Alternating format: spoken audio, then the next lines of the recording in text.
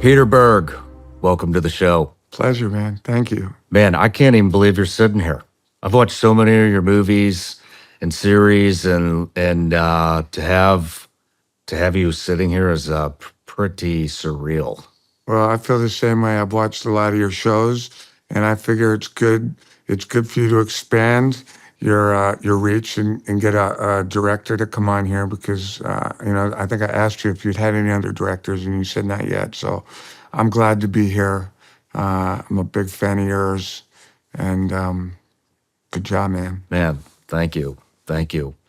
I am curious. I have to know this. How the hell did you got to be a super busy guy, and with who you appear to be surrounded by. I mean, how did this pop up on your radar?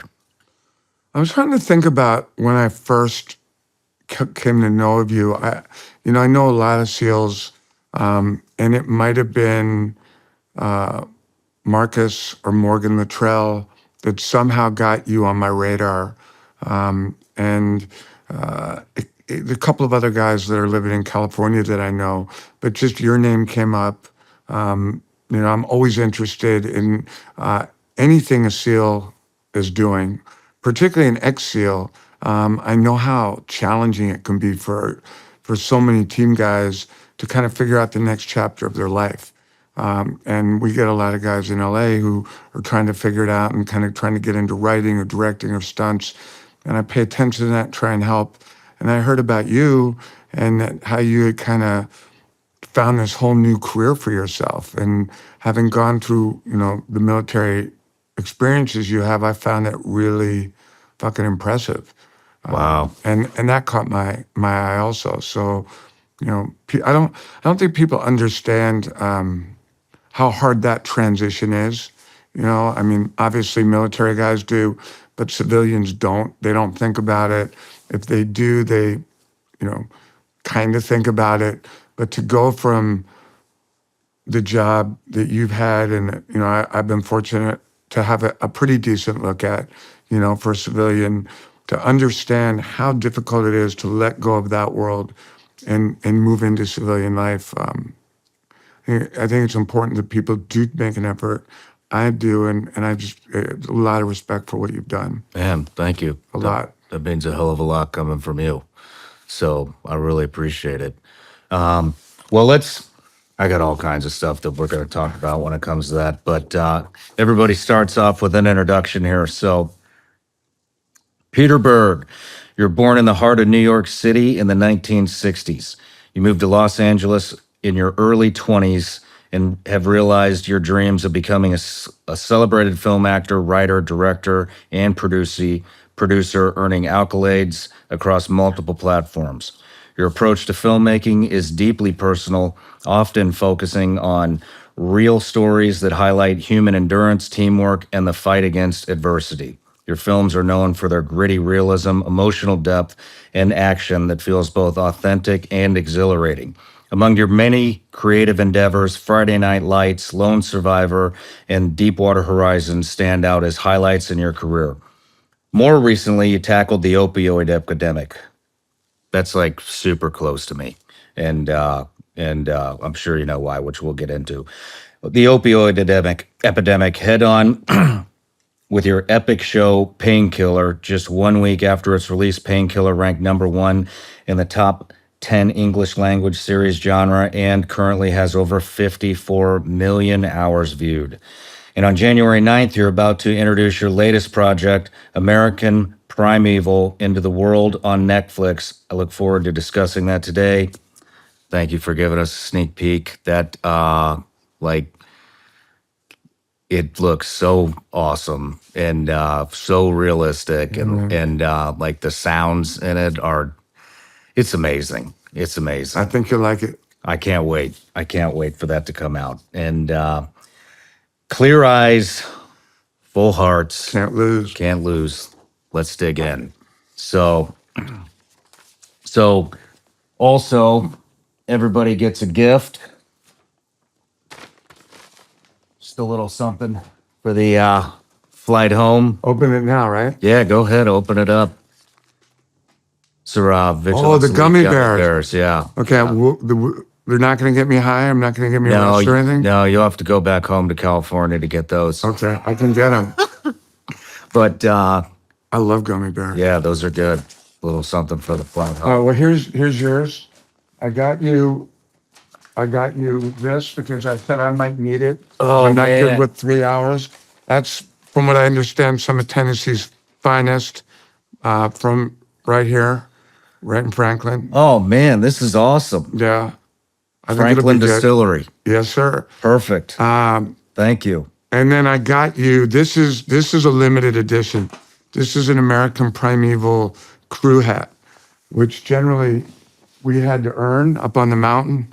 But I figure you've definitely done your fair share of earning. So that's a gift from me and the entire crew of American Primeval. Man, Yeah. thank you. Yeah, man. I'm gonna have you sign this. This is gonna be a relic in the studio. I'd be honored. Thank you. This is very cool. Yeah, that's rare. That's a collector's piece. Perfect. Cool, man. I'll get it. Yeah, we'll have you sign it after the Okay. after the interview here. And then one last thing, I got a Patreon account. They're my top subscribers, top supporters. Okay. They're the reason I get to be here and you get to be here. They've been with us since the beginning. And so one of the things I do is I offer them the opportunity to ask every guest a question. And you had a ton. So this is from Tori Miller. With so many great movies that you've directed and several based on true events, which movie was the most stressful to film and made you feel that you got it right when it finally released? Right. So I've been asked this question before, and I'll give the real answer. Like, I could just say, oh, well, Lone Survivor is my favorite, or Friday Night Lights is my favorite. But the truth is, they're all incredibly fucking hard to make. Every single movie that any director makes, any TV show, is really, really hard. You go into it believing you're going to touch God and achieve real greatness, and you're going to change lives, and you're going to tap into the divine creative forces of the universe. And you just don't always do it. Sometimes you fail miserably, sometimes you succeed. But the reality is they're all really, really challenging. And you end up kind of looking back, at least I do, and loving certain things about every one of them, even the ones that suck.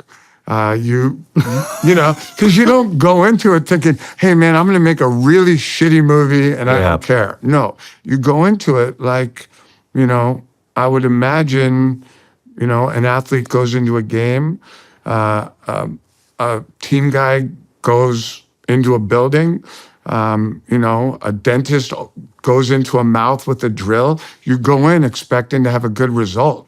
If you're like a competitive, ambitious human being. And so I try for them all to work, every single movie.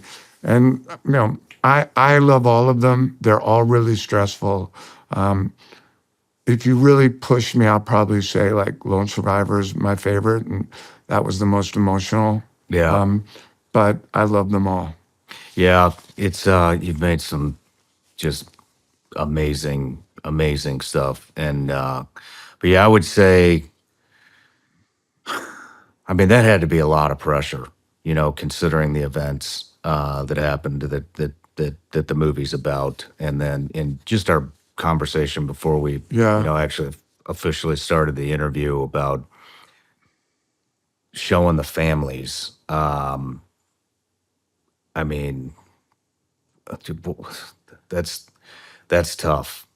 I mean, that is. Yeah, I mean, we're talking a little bit about it. And for some reason, I always say like I want to make a love story. Just film a love story with a girl and a boy on a beach, drinking wine, kissing and crying and doing all the things that people do, falling in love on a beach.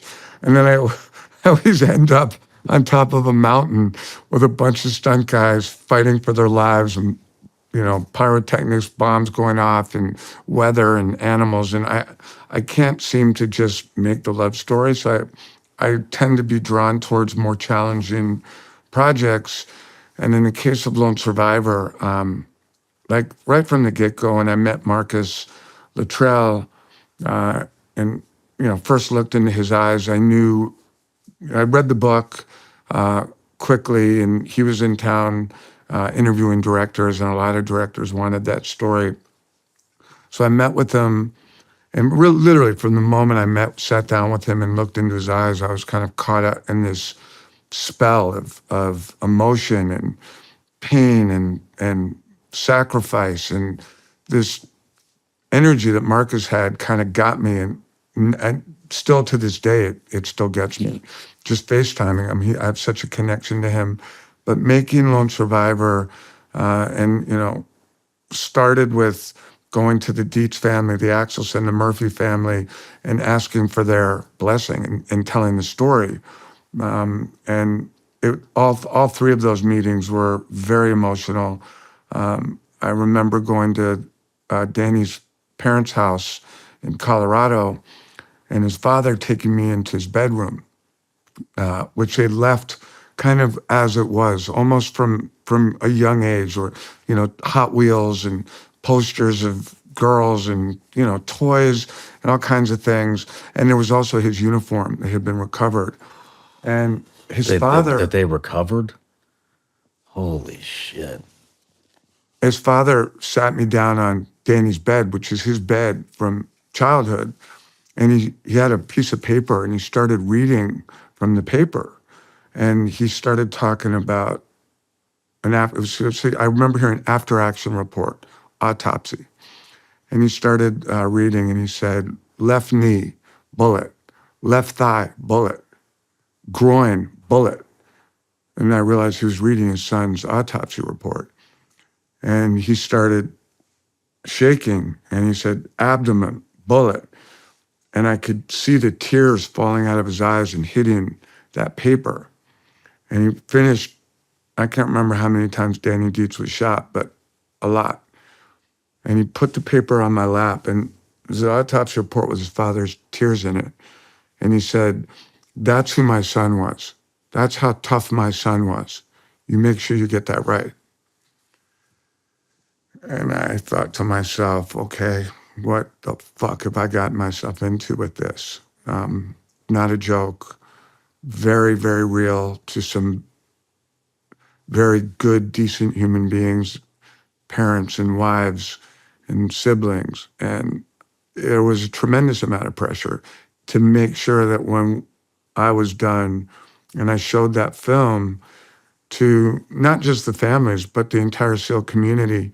I think Admiral McCraven was running either SOCOM or the SEALs. I'm not sure what he was running when we finished, but I had to show it to him and all of those folks, and the families and everyone in between. And every day I was making that film, I was thinking about the Murphys, the Dietzes, the Axelsons, Marcus, and so was the whole crew. So was Mark Wahlberg. It became something much more than a movie for us.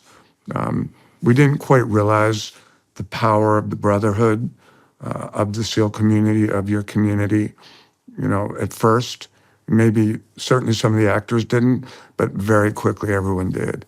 And that movie had a special gear that is very hard to find. And I think if you ask Mark Wahlberg or Taylor Kitsch, or Ben Foster, anyone that was involved in that film, we see each other, text each other, and like, no, that was it. That was one that will be hard to replicate, and a feeling that's very hard to get. And the pressure to get it right was there every day, including the Trell on set every day, reminding me that if I didn't get it right, he was going to kill me. So that every day I would, by the end, at first I was really scared, and then sort of halfway through I would see Marcus in the morning. I'd be like, I know, I have to do a really good job today or you're going to kill me. Anything else? He'd be like, nope, that's it. I got it. And then I'd go about it. Man. And then he had Morgan kind of like lurking as backup. Yeah. Because, for me, Marcus was a scary one, but Morgan was a really scary one, who really didn't have to say much, but was, have you met Morgan? Do you know him at all? I've never met him. I mean, he's such a great guy, and, in Washington now doing really well. I just spoke to him.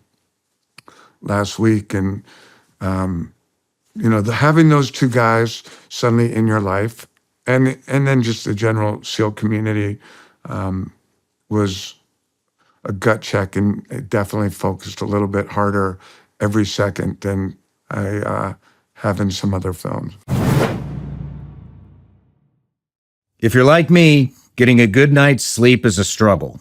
Between aches and pains, trouble falling asleep, and sleeping through the night, it can be tough to feel rested, and that can really negatively impact your quality of life.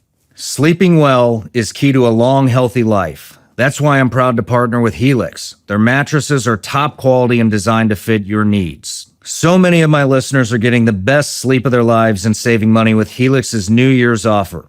You will not regret buying one of these mattresses, I can guarantee it. Helix is dedicated to helping everyone sleep better so they can live better.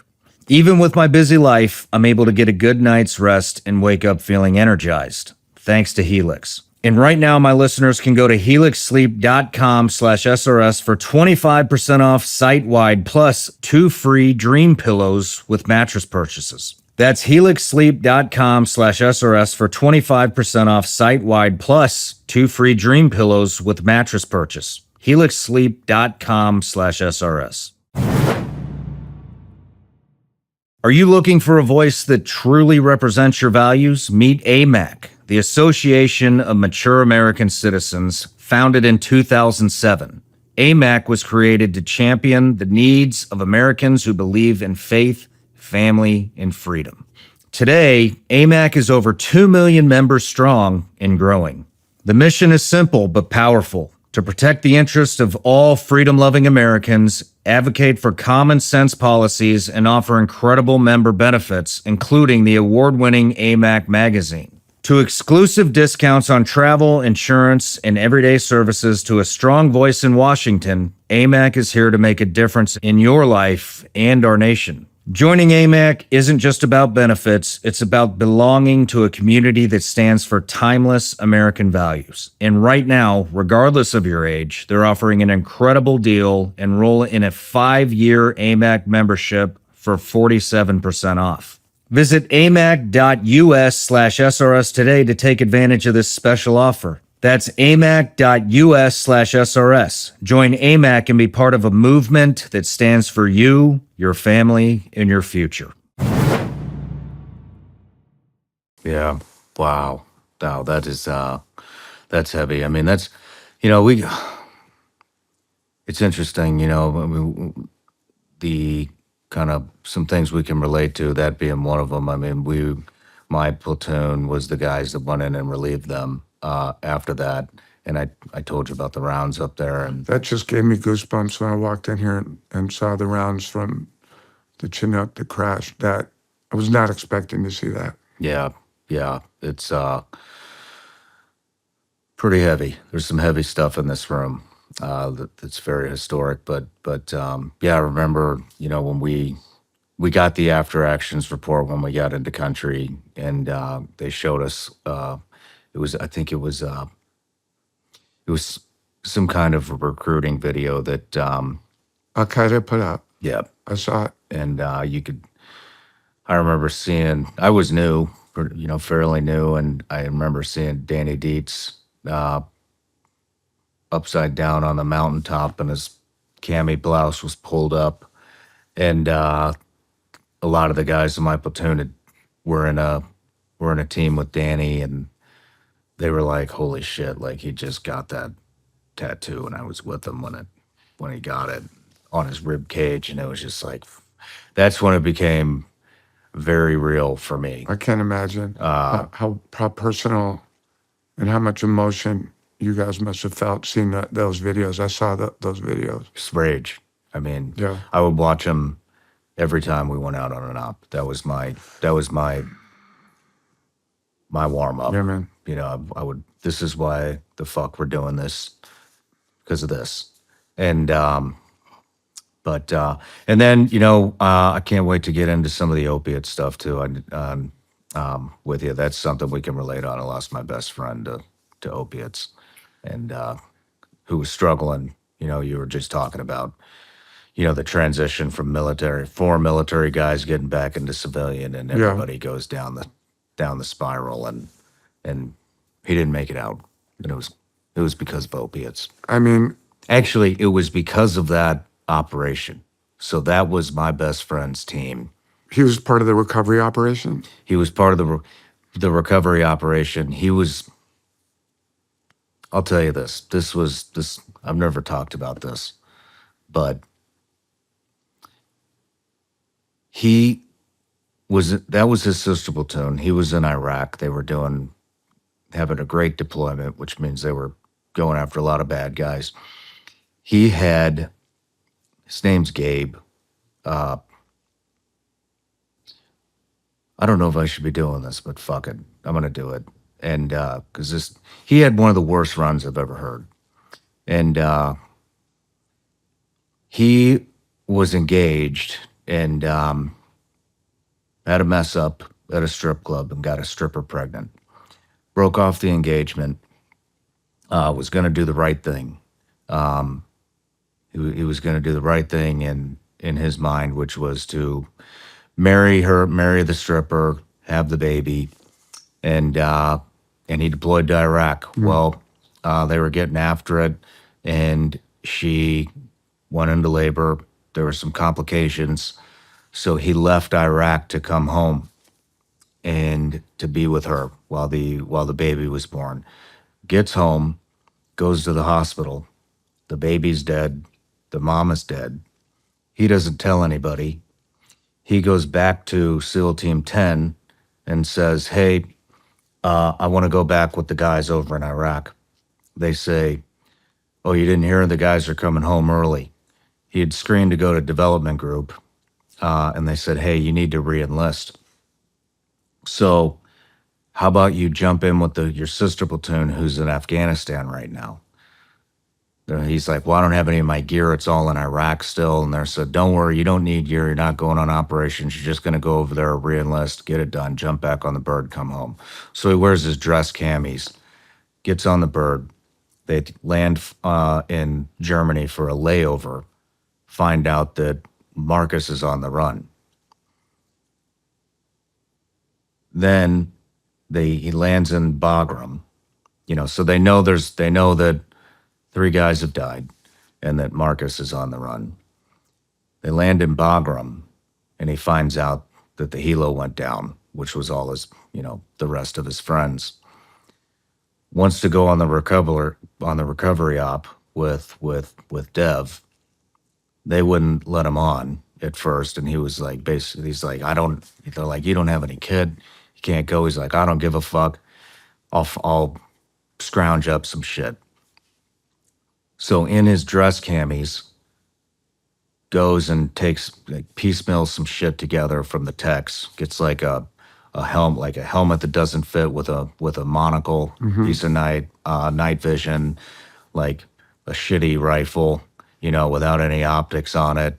And he's in a old flak jacket that, you knew the gear we were using back then because you made the movie, but it was like the old shit that didn't even have any magazines on it. Found a couple of magazine pouches, put it on, goes on the fucking op. The dev guys are all like, who the fuck is this? Why is a tech coming on this? And goes on the op. And goes on the op to recover the bodies. They get in a firefight out there, and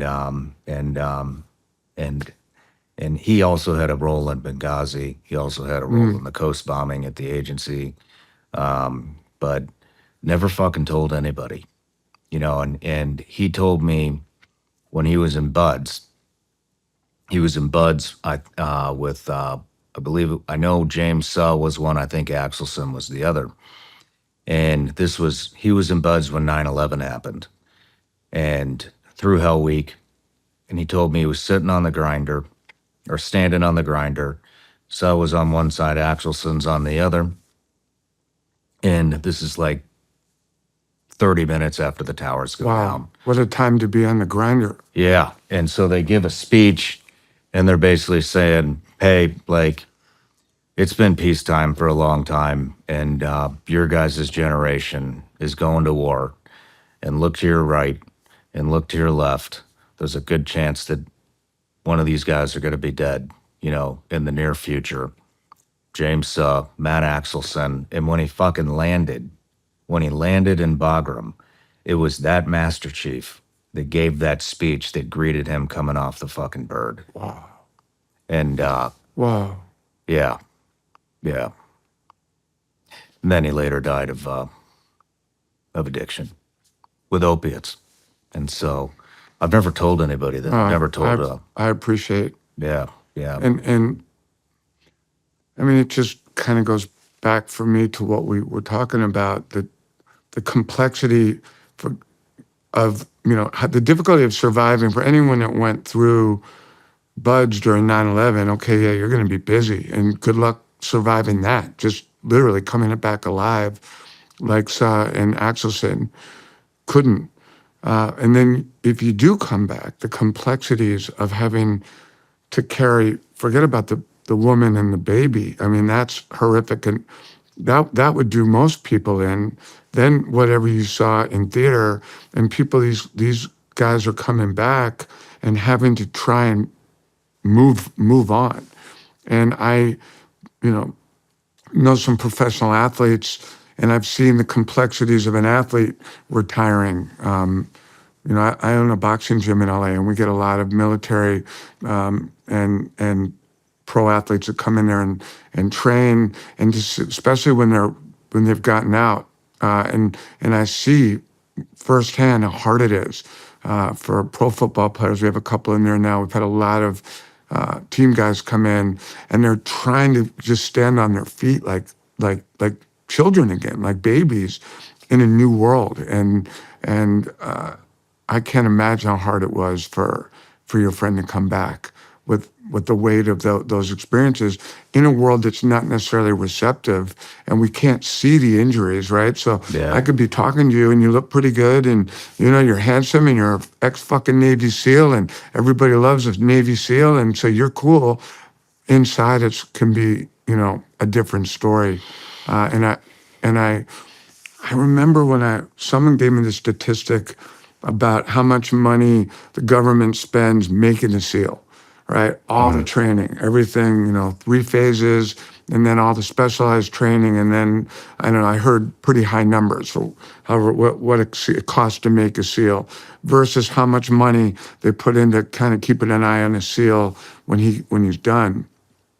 They don't care about us when we're done. I tend to agree. I mean, certainly they don't act like they care. They might say they care, but if you just look for actions, that's where it kind of gets hard for me to sort out. Yeah. They try to hide it. They try to hide it. They don't like talking about it because it fucks up recruiting numbers. For sure. The upper echelon of the SEAL teams fucking hate this show because we dive into it. Yeah, I would imagine. We expose it, and it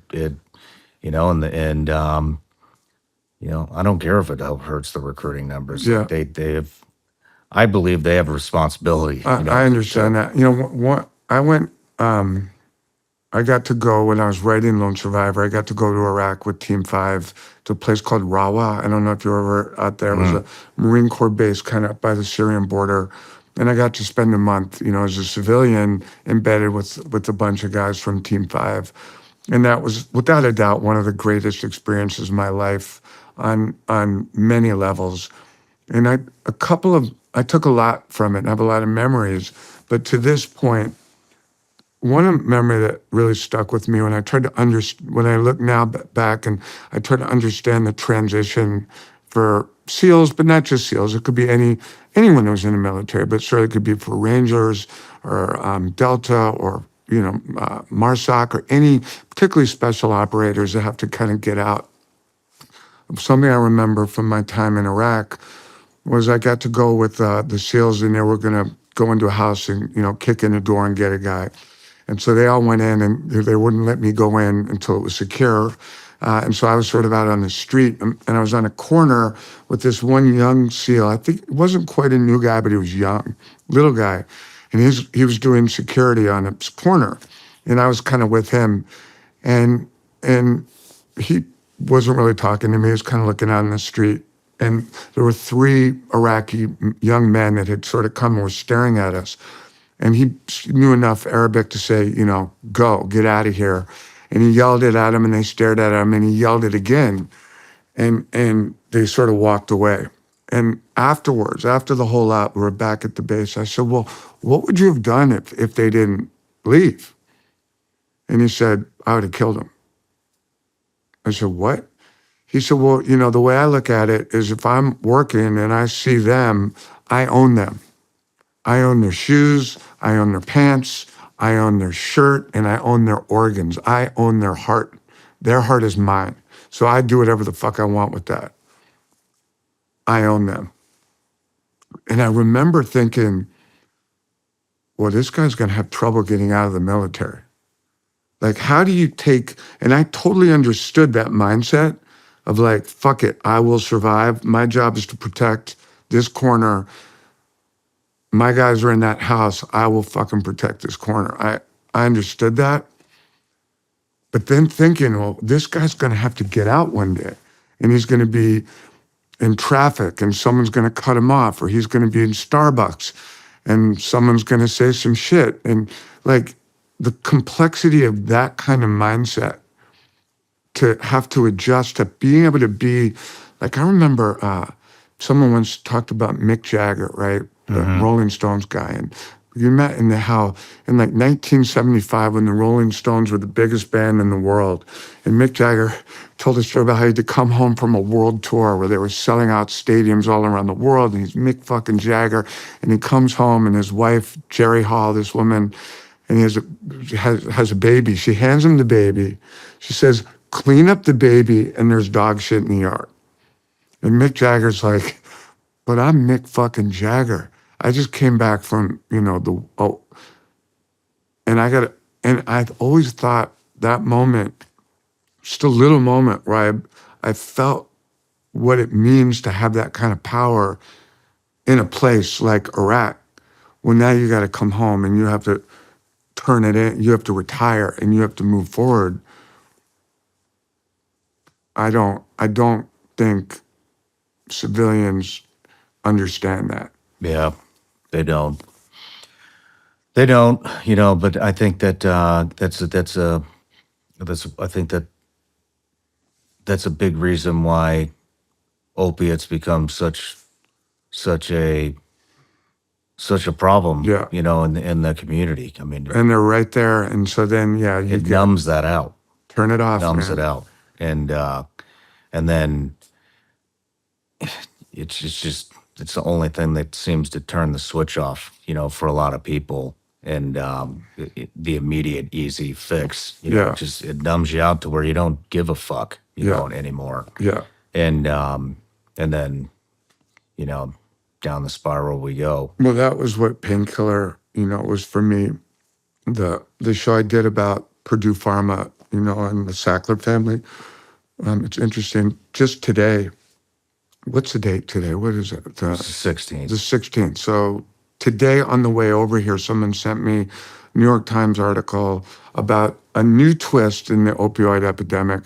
These companies that serve as the middlemen between the doctors and between the prescribers and the insurance companies. There are these companies that control what the insurance companies will allow to be prescribed. So if a doctor says you should have 250, you should be able to take 250 milligrams of Oxycontin a day, these companies are in charge of regulating whether the insurance companies will pay for that. So they've got this incredible power.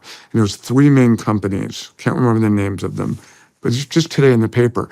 And now it came out in the Times today that the Sacklers and other drug companies were bribing these guys to restrict the amount of pills that were allowed to be prescribed. So they would get paid off and they would allow these incredible prescriptions to be put through and the insurance companies to pay for them. So it's just more of a game within a game within a game. Damn, when you made that, I mean that exposed a lot of shit to the public that people weren't really thinking about. I mean, when you make something like that, do you have any fear? A little bit. For a minute, I did. You're fucking with some really powerful dudes. people. So at first I didn't, right? It's like people say, well, when you went to Iraq, were you scared? And I said, well, not really, because there were 20 Navy SEALs around me all the time, and I felt pretty safe. When I got back and I kind of really looked at the map and figured out, I felt a little more nervous. But in the moment, I didn't feel nervous. Probably should have felt a little more nervous, but I felt very safe with the guys. The Sacklers, at first I'm like, well, yeah, these guys are fucking scumbags. Fuck them. Let's make a movie and let's tell the truth. You know, I have friends that have died from drug addiction, and I don't give a fuck, and let's go. I'm not scared.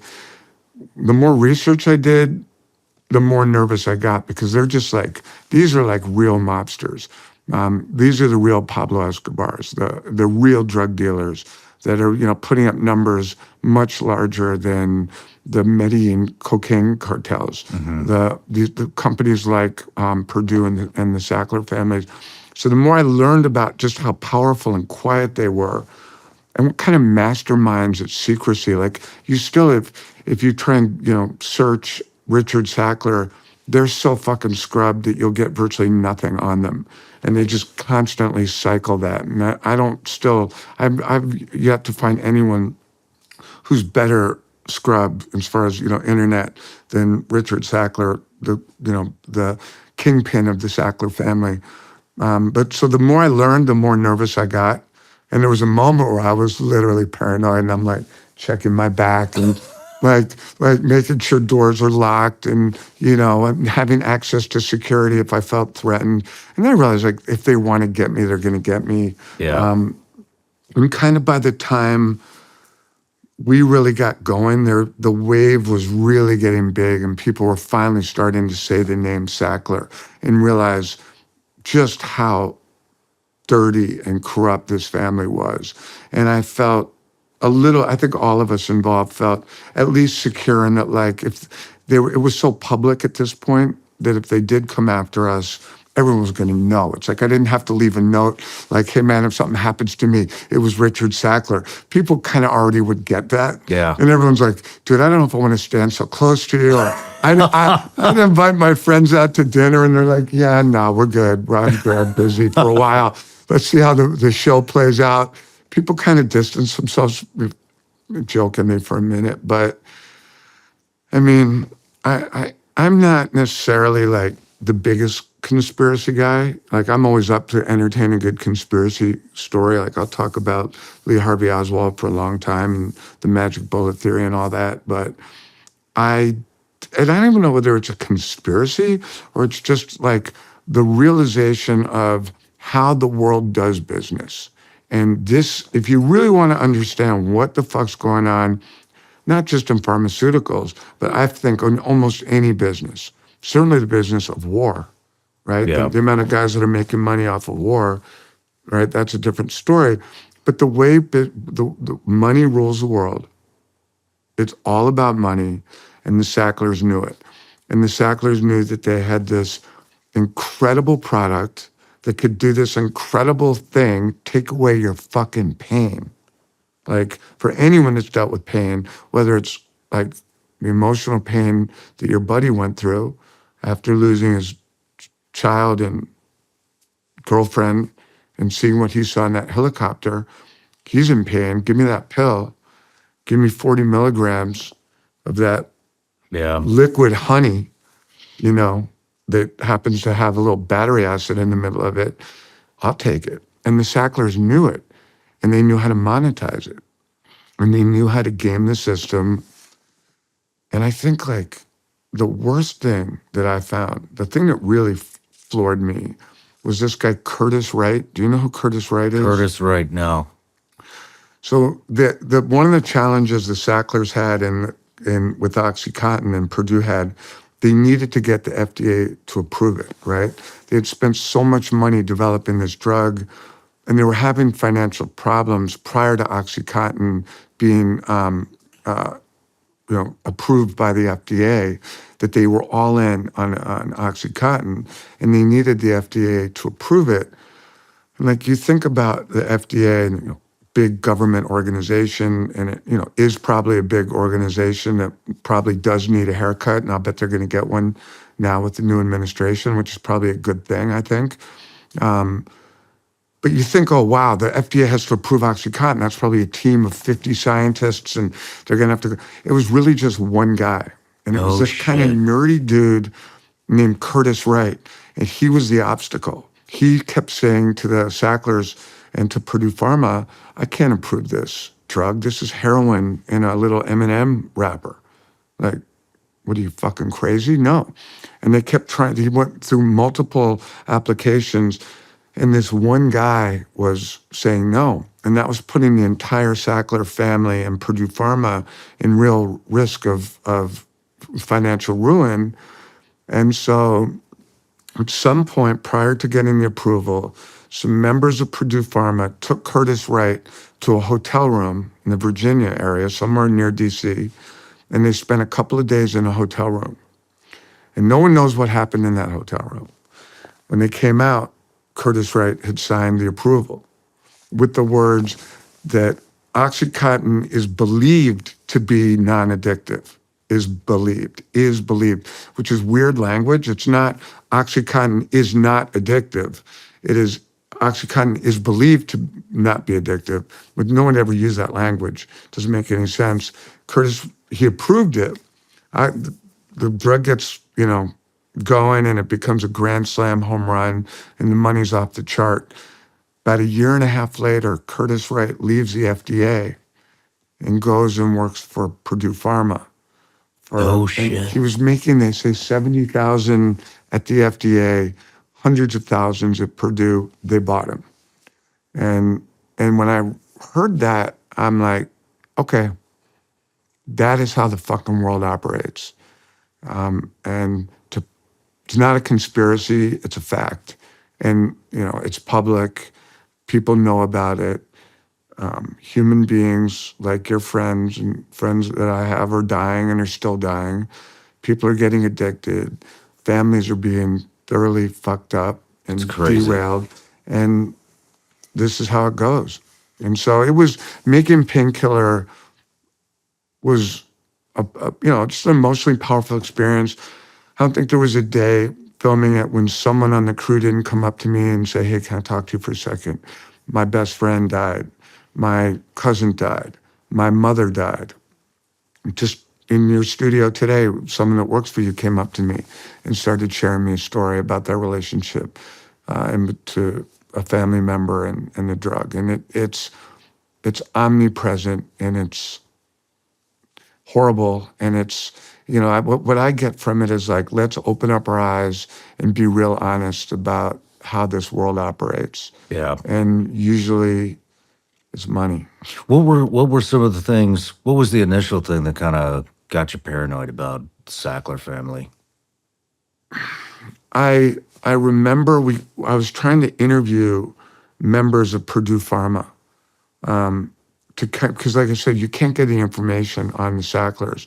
So I was trying to interview members, people who had worked for the company, and we couldn't get anyone to talk. And then a journalist from the New York Times who had written a book that was one of our pieces of source material for the book called Empire of Pain. The author of that book called me and said, there's a woman who will talk to you. And she used to work for Richard Sackler as one of his 5 secretaries. And I'm like, great. He's like, she's going to call you at whatever time in 2 days. Be ready. She's going to call you. So I was in pre-production on the film. My phone goes off. It's FaceTime. And I answer the phone, and it's this woman. And she's in a car, and she's pulled over on the side of the road. And she starts talking to me about working for Richard Sackler. But she's getting real close to the phone, and she's whispering. And she keeps looking around, and she told me she'd left work and driven to the parking lot of a little strip mall, and she was, willing to tell me enough about him. She told me some things about him, but I could feel her legitimate paranoia and fear of talking about him. And after that call, I came back and I said, guys, we just gotta watch our backs. Yeah. And be smart, because we are poking a bear. Yeah. And that, I don't know, man. They still could get me. And if they do, if I go quick or I go weird, check out the Sacklers. I will. I do feel pretty safe here with you, though, I got to say. We're in good company. Yeah, I feel safe. But did you struggle with addiction at all, or? I was lucky. I never had addiction. I have family members that they've used 12-step to their I have one sibling, and she's done an incredible job. She's 30 years sober, and AA has been a godsend to her. And we've talked about addiction, and I've asked her, I'm like, what do you think it is? Like, I've asked her, do you think I'm an addict? Because I do drink. There's not a drug I haven't tried. Pretty much. I don't think I've done bath salts or angel dust. Okay? But take those two, maybe a few others, but I've tried them. And I don't know, man, I always had that ability to sort of see through the shot, see through the line. If someone put a line of Coke in front of me back in the day, I might do one.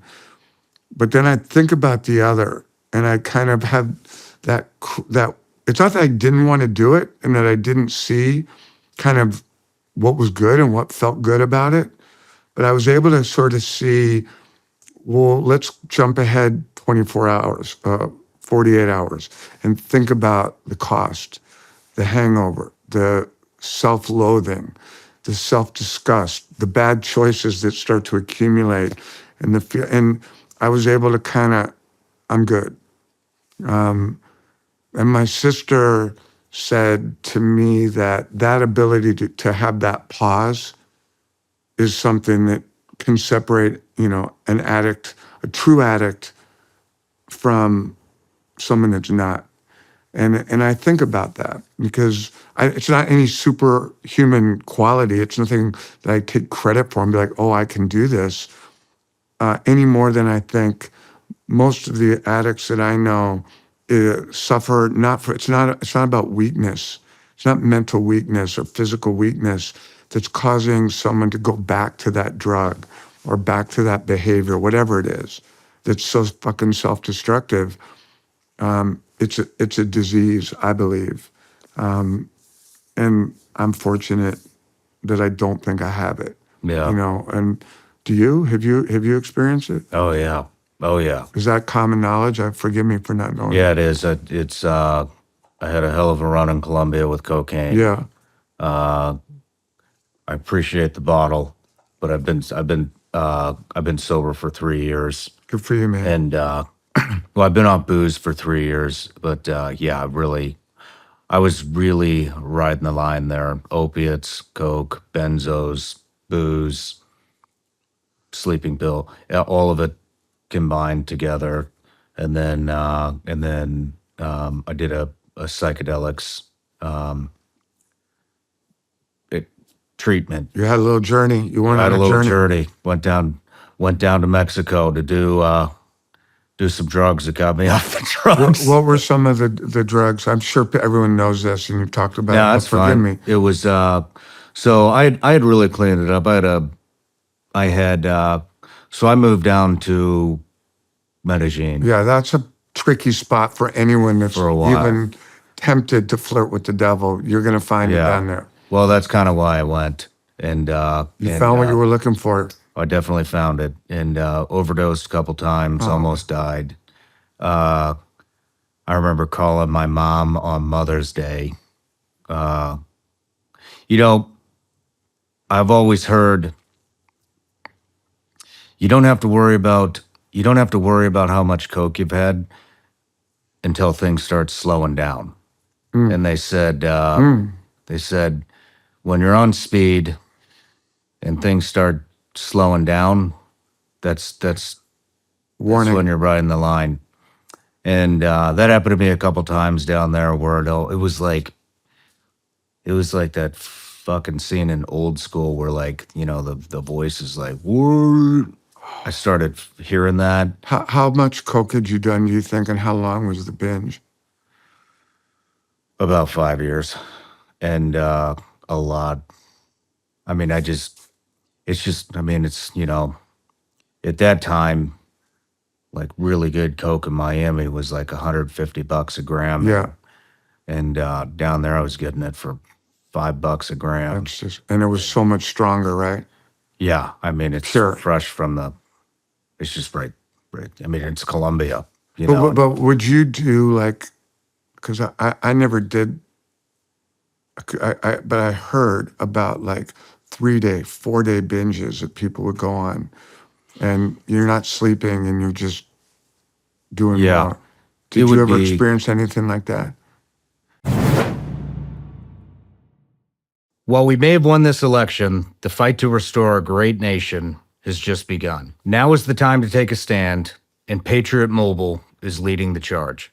As America's only Christian conservative wireless provider, Patriot Mobile offers a way to vote with your wallet without compromising on quality or convenience. Patriot Mobile isn't just about providing exceptional cell phone service. It's a call to action to defend our rights and freedoms. With Patriot Mobile, you'll get outstanding nationwide coverage because they operate on all 3 major networks. If you have cell phone service today, you can get cell phone service with Patriot Mobile with a coverage guarantee, but the difference is every dollar you spend with Patriot Mobile helps support the First and Second Amendments, the sanctity of life, and our veterans and first responders. Switching is easy. Keep your number, keep your phone, or upgrade. Their 100% US-based customer service support team will help you find the perfect plan. Right now, go to patriotmobile.com/SRS or call 972-PATRIOT and get a free month of service with promo code SRS. Switch to Patriot Mobile today and defend your freedom with every call and text you make. Visit patriotmobile.com/SRS or call 972-PATRIOT. You sign up for something, forget about it after the trial ends, then you're charged month after month after month. The subscriptions are there, but you're not using them. 85% of people have at least one paid subscription going unused every month. Thanks to Rocket Money, I can see all my subscriptions in one place and cancel the ones I'm not using anymore. And now I'm saving more money. Rocket Money is a personal finance app that helps you find and cancel your unwanted subscriptions, monitors your spending, and helps you lower your bills so you can grow your savings. Rocket Money's dashboard gives you a clear view of your expenses across all of your accounts and keeps you informed with alerts if bills increase in price, there's unusual spending activity, or if you're close to going over budget. Rocket Money will even automatically scan your bills to find opportunities to save and lower your bills. Then you can ask them to negotiate for you. They'll deal with customer service so you don't have to. Rocket Money has over 5 million users and has saved a total of $500 million in canceled subscriptions, saving members up to $740 a year when using all the app's premium features. Cancel your unwanted subscriptions and reach your financial goals faster with Rocket Money. Go to rocketmoney.com/SRS today. That's rocketmoney.com/SRS. rocketmoney.com/SRS. I mean, it was all the time. It was all the time. And I would go, you know, I don't know. I never really kept track, but I mean, I never stopped. Like I would go hard in the paint for a week. Oh my goodness. And then I would go all the way up until the point where like I would get like this really bad heartburn and I would just drown Tums and Pepto and anything. Like I just wanted to keep. How did you get yourself out of that? Well, I actually got run out by the federal police. And I like really, I always take care of everybody around me. And I do it with my team now. I've just always done it. I've always been. And so when I went down there, I had a penthouse in a neighborhood called El Poblado. And so anybody that was around me, I would take care of. So like number one guy, doorman, who has access into the building that I'm in, the door guy. And so all the door guys, like if If I went to go get booze, they got booze. If I went to go get coke, they got coke. When I would leave Colombia to come back to the States, I would give them all my clothes, my shoes, my everything, like a computer. It done anything. If I went to go get a phone, I'd got them a phone. So I really took care of those guys because I knew that they controlled access into the building and up to my apartment. And so they had kind of tipped me off, and one of them in particular tipped me off, and had told me that they had set up a observation point in a building across from mine, and that they may have bugged the recessed lighting in the hallway outside of my where I was at. But this was real, or was this like coke paranoia? No, this is real. Okay. Well, that And sounds fucked. yeah, and so when I got wind of that, I hightailed it out of there and never went back. Cleaned up the coke, tried to clean it up. Then I started going to Costa Rica, but Costa Rica was like fucking Disneyland Yeah, I compared bet. to what I was doing. Pura Vida. You weren't about the It Pura was a Vida. joke. It was just a Yeah. bunch of gringos down there wanting to have sex with Latin Costa Rican girls. And Yeah. I was just like, this Yeah. is fucking stupid. JV. I need to be, because the real issue was adrenaline addiction Yeah. from all my time in, and Right? But that that's goes what I back was to what we chasing. were talking about earlier. Like, you get to play God. Yeah, You talk about adrenaline. What are you going to do with that energy when you get out? You're going to go to Medellin and shack up, yeah. right? The people would come down to visit me and to think it would be a good time, which I thought, I'm not condoning this. It was horrible, and Yeah. I speak against it all the time Yeah. now. But they couldn't. They'd last maybe 2 days, and they'd come down to visit me for a month, and then I'd get a note, on my table that's like, dude, I'm out of here. It's like, this is fucking crazy, and because it wasn't. I mean, it's just different. It's just crazy down there. I mean, I used to go to this club. It was called Fahrenheit, and in the club, they had like these tables where they would line, like put lines and mounds, like little mounds and key bumps and shit on the table of coke, and then lacquer over the top. You know, right now, some of your wide viewers are like just Googling Fahrenheit and booking plane tickets right now. Yeah. So Well, that was a long time ago. I'm but, sure they're looking. But Don't do it. yeah, but don't do it. That doesn't lead anywhere good. Right. So, okay. So what would happen? You go to Fahrenheit. How would that play out?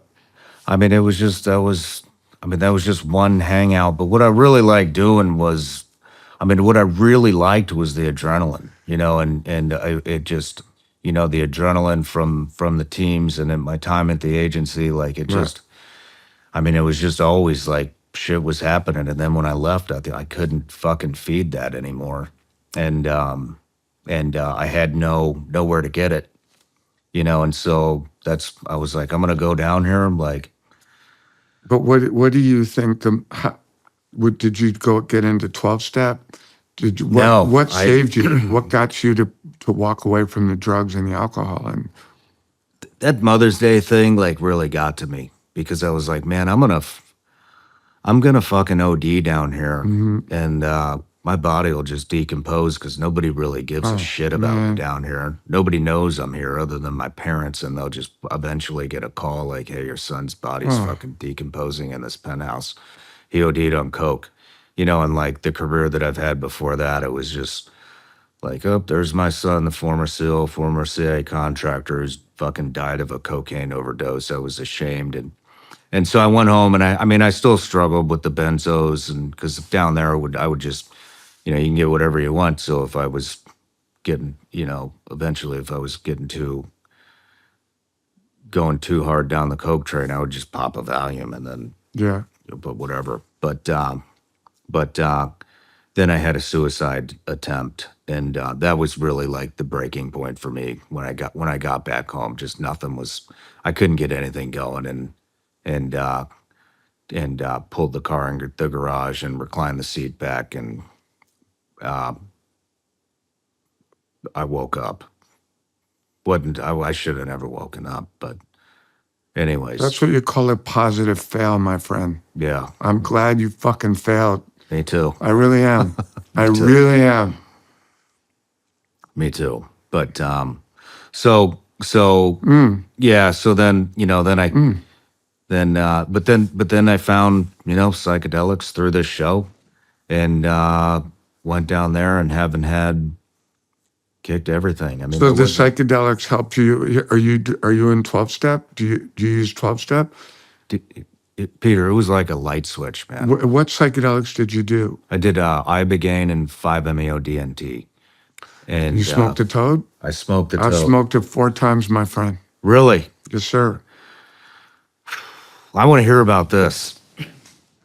I love that toad. Did you die? Yes, sir. Tell me about it. I was going to recommend that you just smoked a toad before you told me that you did. How many times have you smoked a toad? Well, one day I did it 13 times. Oh my goodness. Yeah. Yeah. You had to really get to it. You got to had to dig get to deep, it. but Wow. but Like 4 times I hits think off I've done the it. pipe at one, like staying under, It's an all-day event. so I started you'd at come like out of 9 it, a.m. you'd go back, and you had a good shaman that was guiding you. Yeah, amazing. And the first time was the scariest and probably the one that I got the most out of. I mean, like I said, between that and the ibogaine, this February it'll be 3 years since I mean, I've those had are a the drop. 2 most powerful. I mean, ibogaine I've never done, but I know what it is. I'm scared of it, actually. Yeah. And I've met the toad. Wow, you really, I can see how that would have taken care of a problem. Cleaned me out. Still clean. How many times did you do the ibogaine? 1. That's enough, right? Yep. Different experience than the 5-MeO. Totally different. How would you explain the differences? Well, I mean, the ibogaine's like a 12-hour experience. They say the ibogaine is the godfather. Yes, like that's the most powerful. Yeah. I always heard that 5-MeO is the god molecule, but ibogaine is the godfather. Yeah. Is that accurate? Yeah, I think so. What was the ibogaine like? Man, it was about 12 hours long. I couldn't walk afterwards. And it was, in a nutshell, it's like a life review. It's like a life review of looking at your life from an outside perspective, like a non-biased, for me, like a non-emotional perspective. And so a lot of the things that kind of happened, I guess you process them in a different Like from way. way back, from when you were Everything, a little kid? everything, and it wasn't all traumatic shit, it was like to be honest, it was like this, it was like these TV screens, like thousands of them, kind of like going off into a distance and just disappearing. And every screen was a different portion, like segment of my life. And I could see them through my peripherals and like see them, kind of moving through. And I could think like, oh yeah, that's, when me and my dad did this thing, and that is in Iraq, and that's when I was a teenager wrestling. And there was no like chronological order. There was no nothing. And if I tried to pay too much attention into one screen, then they would all disappear. And so it wasn't even like I was reliving experiences, but that's kind of, how it went for me. I didn't like, it wasn't a scary experience other than at the very first, I saw like my head split open and another one mushroomed out. That's a little scary. Yeah, but it wasn't, like you hear some of the horror stories about people reliving things or meeting demons. I didn't. On ibogaine? Is that? Yeah, I didn't meet any demons. It was just a life review kind of. And then when I came out of it, it's like I had this new sixth sense that said, hey, all this shit you're doing, it's fucking poison. Like, knock this shit off. Quit drinking. Quit, I quit caffeine for a long time. I quit smoking marijuana for a long time. I was still taking Adderall to concentrate, right. and hadn't had any of that. And like the fruit that came from that experience, just, I mean, it totally like revolutionized this show and my business. I was kind of scared to leave the military genre, not leave it, but explore new territories, and like that somehow that just like Do you credit the ibogaine more than the 5-MeO yes, with your sobriety? yes, Because I've heard that. yeah, I've heard that from ex-military guys, ex-team guys who've taken ibogaine, and they physically look different. I've seen them since, and the yeah, look in their eye, it's almost like their facial construction is different. Their cheekbones feel different. Their eyes feel different. Their posture, and they're sober. yeah. It seems to be one of the more effective medicines. Yeah, I mean they've done studies on it now. It's I mean it's really changing a lot of lives, Ah, and it is the cure for opiate addiction, yeah, for alcoholism. And so if you're out there riding the fucking line, like we were just talking about, and you're looking for a way out, I'd highly recommend it. yeah, man. Same here, and I do hope that whatever happens with Kennedy and the new administration, that people start looking at this, and that any of it, whether it's ketamine, psilocybin, 5-MeO, ibogaine, that people start at least being educated on what it can and cannot do, and that the government starts making these medicines available. I'm all for it. My experience on 5-MeO, I never did ibogaine. I don't know if I have the guts for it. I was scared to smoke the toad. I mean, I remember my friend took me, and my friend's a pretty high functioning business guy, successful, and the fact that he had done it, and a couple other people I know that are pretty high functioning have done it, made me, willing to take the chance. That I was a little concerned that I was going to break my brain on something that powerful, but because they had done it, I felt confident. And I got to the place in California where I was going to do it the first time, and they were already doing it. And I was looking at them, and it's a little, if you watch somebody that's going through it, they're making some noises and moving around a little bit. And I was like, not quite sure what kind of experience they were having. And the guy who was actually a psychiatrist, who is now the administrator of this, and he used to do antidepressants and anti-anxiety medication, and he would write Hmm. scripts for it. And he started learning about some of these psychedelics, and he completely changed his practice and only does 5-MeO and ibogaine now. And I thought that was interesting. But he took me aside and he sat me down. He said, "Okay, Pete, you're about to ingest 5-MeO DMT. It's the most powerful psychedelic, certainly one of them in the world. It's going to last 30 minutes or so, and you're going to have this very powerful experience, and you might feel as though you're dying, but you won't." And he's telling me all this stuff, and I'm kind of looking at him. He's like, "Do you have any questions?" I said, "Well, I'd heard this about other psychedelics. Should I set an intention, right? Like, I want to make peace with my father, or I want to remember my grandfather, or I want to spend time with my dog Schlemmer, who died when I was 8. Like, what's my goal? What should I do?" And I remember he looked at me and he put his hand on my shoulder. He said, "Good luck with that, Pete. Good luck. You try and set all the intentions you want." And that kind of freaked me out a little bit, because I could tell, like, you know what I mean? He was Yeah. like, "Okay, you good luck with your little intentions." And I remember smoking it, and the feeling of, for me, what they call ego death, right? And I've talked to other people about it. Mike Tyson's talked about it. It's certainly nothing that I'm the only one that's experienced. But when you experience it, you really know you've experienced it. And it's interesting, because you try and explain it to people, and you find that words fail you, because we don't literally have the words in the English language to explain this kind of experience, because people just haven't experienced it, so they don't have words for it. And but it is death, right, of some sort. That's a word that people can relate to. And for me, the way I explain what I first experienced was as the medicine was taking over my mind, I felt myself trying to hold on to thoughts like, okay, I'm in Malibu, California. I'm in California. I'm on the West Coast of America. I'm in America. I'm on the Western Hemisphere. I'm on the planet Earth. I was trying to hold on to, and it suddenly my ability to think was just turned off about that thought. And then I went to, well, I'm Pete. My dad's Larry. My grandfather's Harry. My that's off.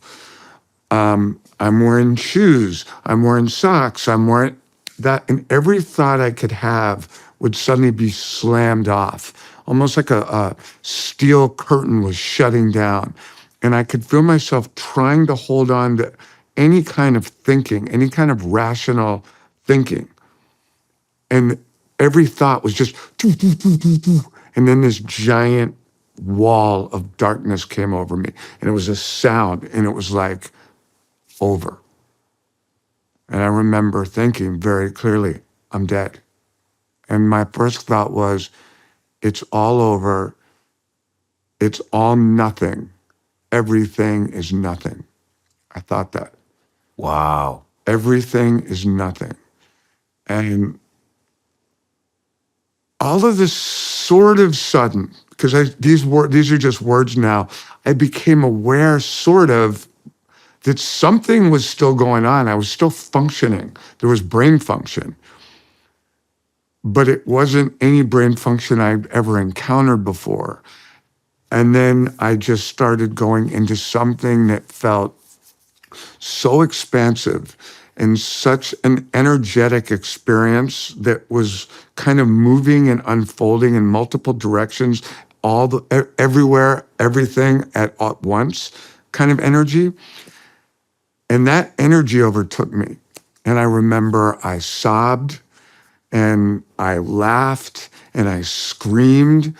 And when I came out of it, the people who were organizing this, the doctor and his assistants, one of the women had a pet wolf. And I didn't know there was a wolf in the house. And I came to and I was on my hands and knees and I had snot and tears all over me. And I really had this cathartic release of feelings that I just don't have the ability to access on a regular basis. And I looked up and there's this white wolf staring at me, like about as close as you are, a little further away, locked into my eyes. Damn. And I'm staring at this wolf and I start pointing and I'm trying to determine whether it's real, which it was. And I look up at John, the guy, and I'm trying to ask him if this is real. And I remember he put his hand on my shoulder. He said, Pete, try not to make sense of anything right now. Just stay in it. And it was an incredibly life-changing experience for me. Sounds like a David Yarrow photo. Wow. It was so powerful. And for me, because I'm not religious, I was raised a bit atheist. I'm a Catholic Jew, and my parents didn't believe in organized religion, so I just never really had access to it.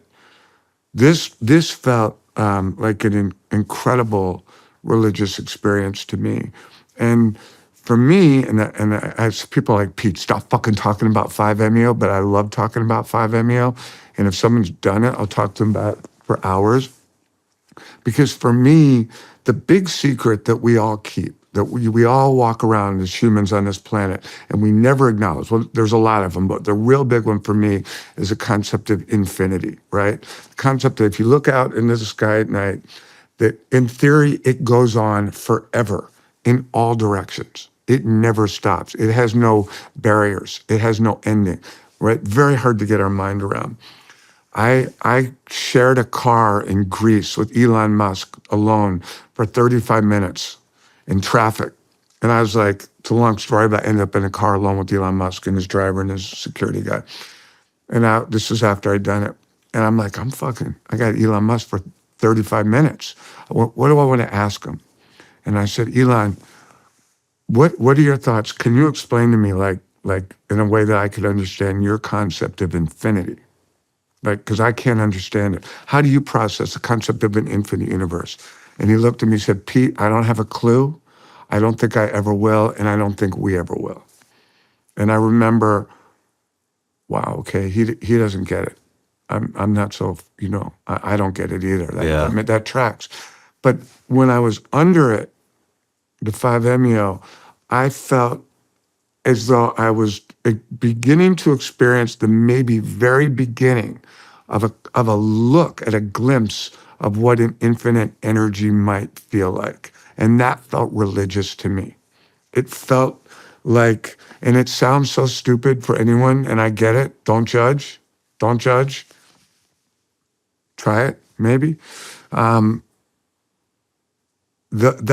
where I went. And it really has helped me so much in every aspect of my life, as a father, as a filmmaker, as a friend, in business negotiations.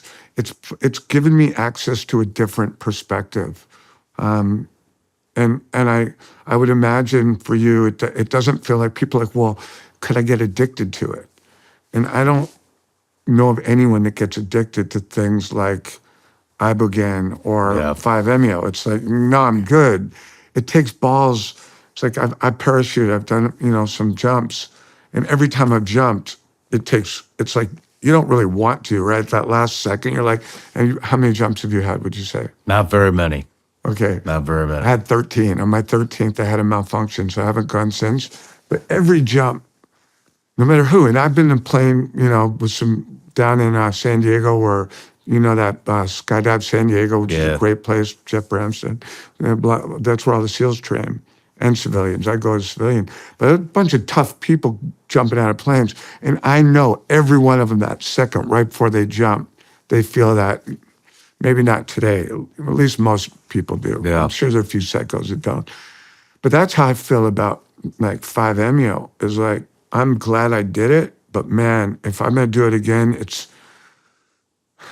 I'm hesitant to do it every time. Have you done it once, or you haven't? No, I've done it, I think 4 times. Right? It takes... And 4 different sessions. It takes a certain type of courage to take that hit. You don't know where you're going. No. And so you went in, so are you saying you're not an atheist now? No, I'm not an atheist, but my belief, okay, don't judge.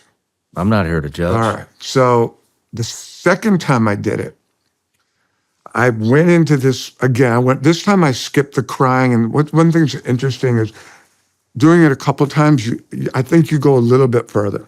Does this sound utterly insane? No. I think people are going to be like, oh, he's just fucking drug wacky dude.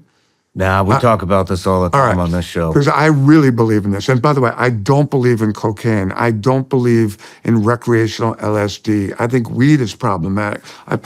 Certainly don't. Opioids, fuck no. This is a totally different animal to me, including alcohol.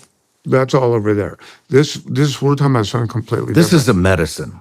So like all the coke and all that shit, like I think we kind of covered it. Like it's not good. I mean, it led to suicide dark attempts. Suicidal energies. No, this is a whole nother experience. So the second time, I very quickly went into this energy that feels like I'm deep in the universe and I'm experiencing something that feels like this multi-directional energy that's just expanding, that I feel maybe part of the energy that built the universe. Something had to build it, right? Got all these planets floating around, and you start getting into like the sun and what the fuck the sun is and how that thing's still burning and how we're in this, something's right. And so there was some energetic, even if a God caused an explosion and that created the massive universe, not just our little solar system, but the infinite universe, which we are such a small part of, right? So they say there's more planets than grains of sand, right? in the world. So God would have to be really busy, and he's probably not just our God, the way I look at it. But I'm feeling something, and we don't have words for this, but it's a real energy that words won't do it justice.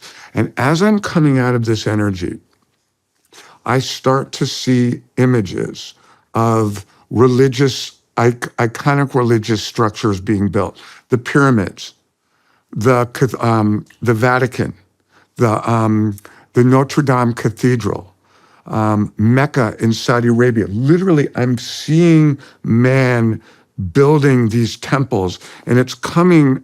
So I'm coming out of the energy into man's building of religious, artifacts and temples and structures, and I'm seeing man building these temples, acknowledging their religion, their gods. But to me, it felt very reductive. After being in a much larger energy, this actually felt smaller to me, if that makes sense. And then I saw these the pyramids, Mecca, Notre Dame Cathedral, I remember very clearly. And I came out of it, and there was a guy with me who was sort of my attendant. I don't know if you had someone watching you, just make sure you don't take off all your clothes and run down the street, which I didn't. But I looked at him, his name was Connor, and I remember coming out of it, and I looked at him and I said to him, Connor, organized religion is somewhat fucking absurd. And he looked at me and he nodded just like you did. And I couldn't understand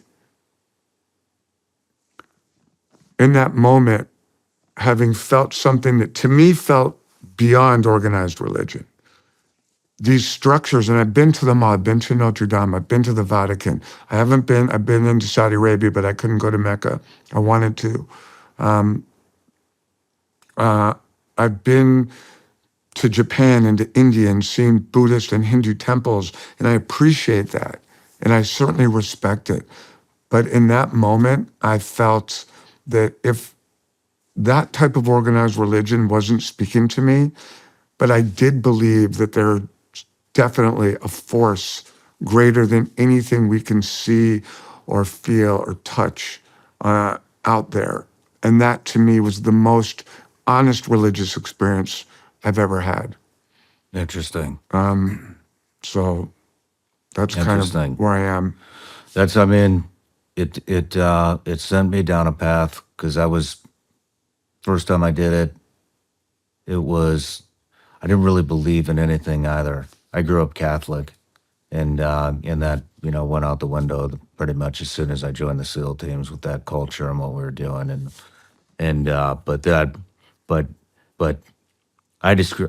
did you have your eyes closed or a blindfold on? Yeah, I did. They were closed. So I did it. I wanted to see. But I didn't. They just closed. They didn't cover them up. I couldn't see anything. Oh, were your eyes open? Yeah, I came back after I died. After the. What did your death feel like? So it's a new year, 2025, and you're thinking, I'm ready to see if I can turn this business idea I've been kicking around into a reality, but I don't know how to make it happen or where to start. Shopify is how you're going to make it happen. Shopify makes it simple. With Shopify, I was able to get my store up and running fast for my first gummy bear drop, legal in all 50 states here, folks. Shopify is perfect for getting started and scaling. It has thousands of customizable templates, no coding or design skills required. All you need to do is drag and drop. Their powerful social media tools let you connect all of your channels and can help you sell. Shopify helps with the details like shipping and taxes, allowing you to focus on the important stuff like growing your business. With Shopify, your first sale is closer than you think. Established in 2025. Has a nice ring to it, doesn't it? Sign up for your $1 per month trial period at shopify.com/SRS. That's all lowercase. Go to shopify.com/SRS to start selling with Shopify today. Shopify.com/SRS. Fabric by Gerber Life is term life insurance that you can get done right from your couch. And it can be done all online and on your schedule. You could be covered in under 10 minutes with no health exam required. Just go to meetfabric.com/Shawn. That's meetfabric.com/Shawn. The new year's here, and this is when I reevaluate all of my family's needs. My kids are another year older, so planning for my family's financial security is my top priority. Fabric provides me help with protecting my family, and Fabric can help you too. Fabric has flexible policies that will fit your budget, like $1 million in coverage for less than $1 a day. There's absolutely no risk. They offer a 30-day money-back guarantee, and you can cancel at any time. Join me and the thousands of parents who trust Fabric to protect their family. Apply today in just minutes at meetfabric.com/Shawn. That's meetfabric.com/Shawn. Policies issued by Western Southern Life Assurance Company, not available in certain states. Prices subject to underwriting and health questions.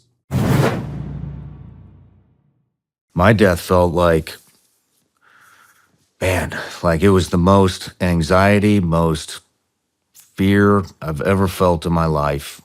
And like it felt like all the negative, like toxicity, like shit that I've experienced, rage, like it felt like it was just rushing through my veins, out of my fingers and my toes. And it felt like I had like this, it wasn't really a visualization. It was more like, it felt more like an intuition, but it felt like there was this black tar like dripping off of my heart. Wow. And I had Wow. That must have been terrifying. It was. And I just, like you, I had all these thoughts and shit about things. Because that's your ego trying to hold on to logic. And the last thing that I was grasping onto was my wife and my son. And I was just like, I knew I was 100% certain, like, you're fucking dying, Shawn. Like this, there's no coming back. You're done. And I was just fighting like hell because I didn't want to leave my wife and my 6-month-old son in this fucked up place. And so that was like the last thing that I was holding on to. And then when I let that go, that's when the crossover happened.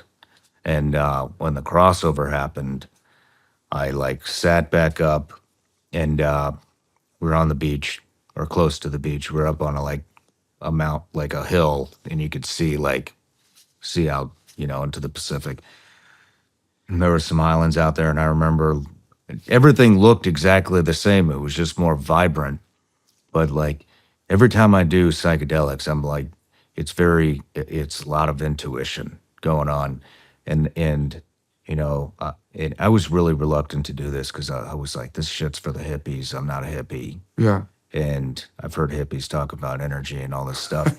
And but when I opened my eyes, I saw, you could intuitively feel and see this flow of energy from the ocean into the beach, up the trees, like into the grass, through me. And it was, you could see it intuitively, and you just knew that it was there.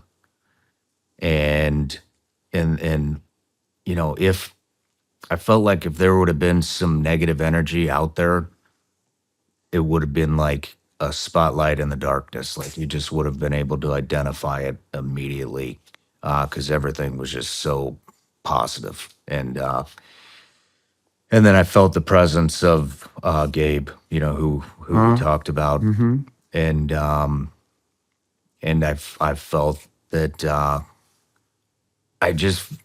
it was the feeling that all the trauma, everything that had happened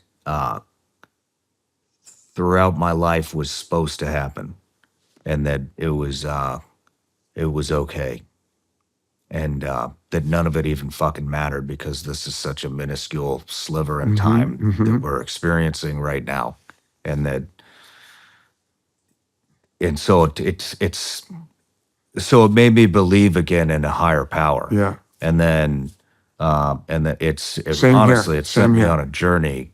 And I mean, now I'm a Christian, and I've had another experience after that turned me into a Christian, that like fucking slapped me in the face, like, hey, pay attention.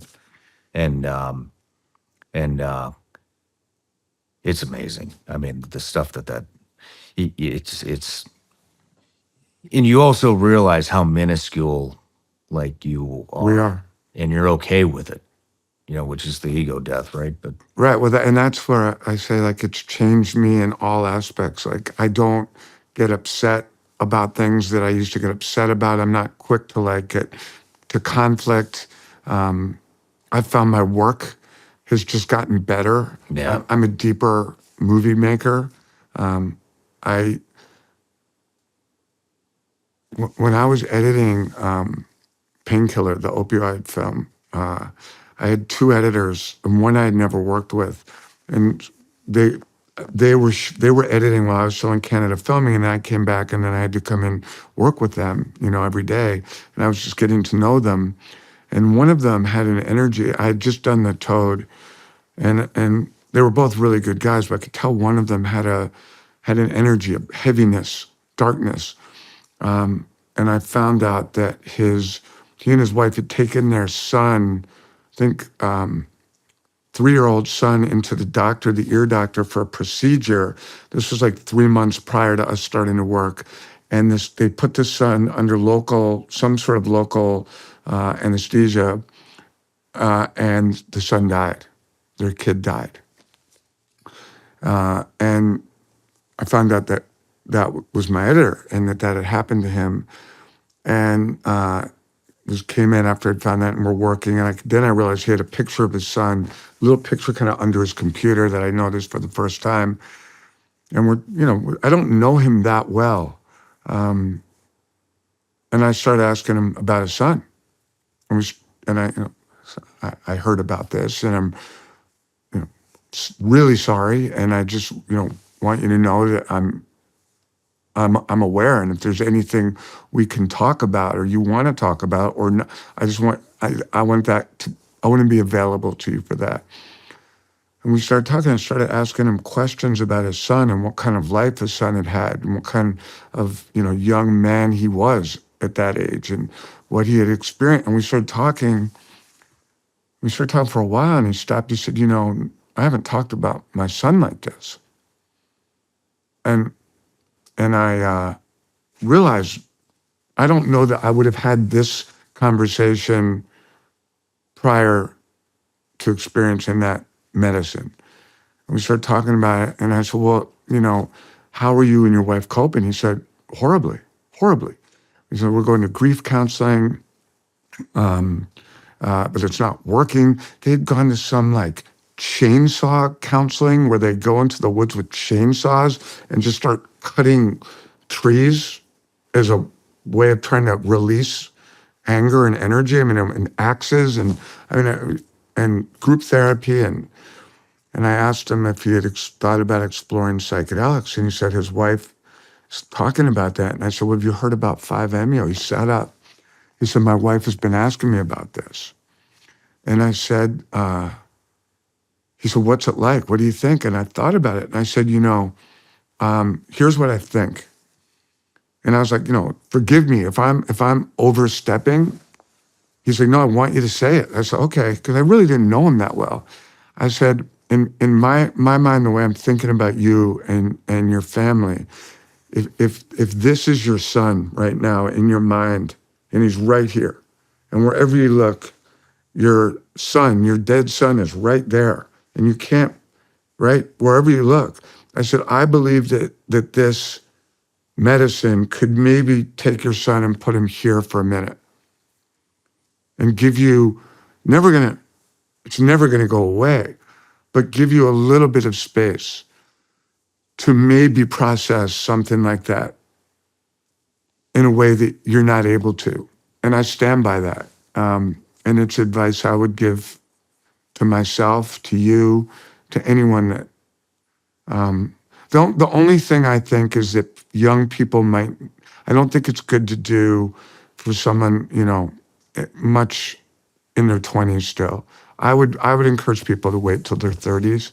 yeah. Just because I can't back that up scientifically. It's more of a hunch. But if someone came to me and they were like, 19 or 20, or, my son, I've talked to my son about this, and he's in his early 20s, and I'm very honest with him about, all of this, everything I try to be honest with him about. But I said, I don't think you should do this until you're 30. Yeah. What do you I don't- think? What do you think? I Though? think it all. I think it depends on life experiences. So because it is so healing. So I think if you have a kid who is, I'm not like I can't back this up either. So Right. I know take where you're whatever going. with a grain of I salt. think I know. Yeah. But I mean, there's kids that have been through lots and Trauma. lots of sexual trauma, Yeah. rape, and Yeah. Yeah. and I was just had a guy in here, and I'm not going to mention his name because this kind of conversation was offline. But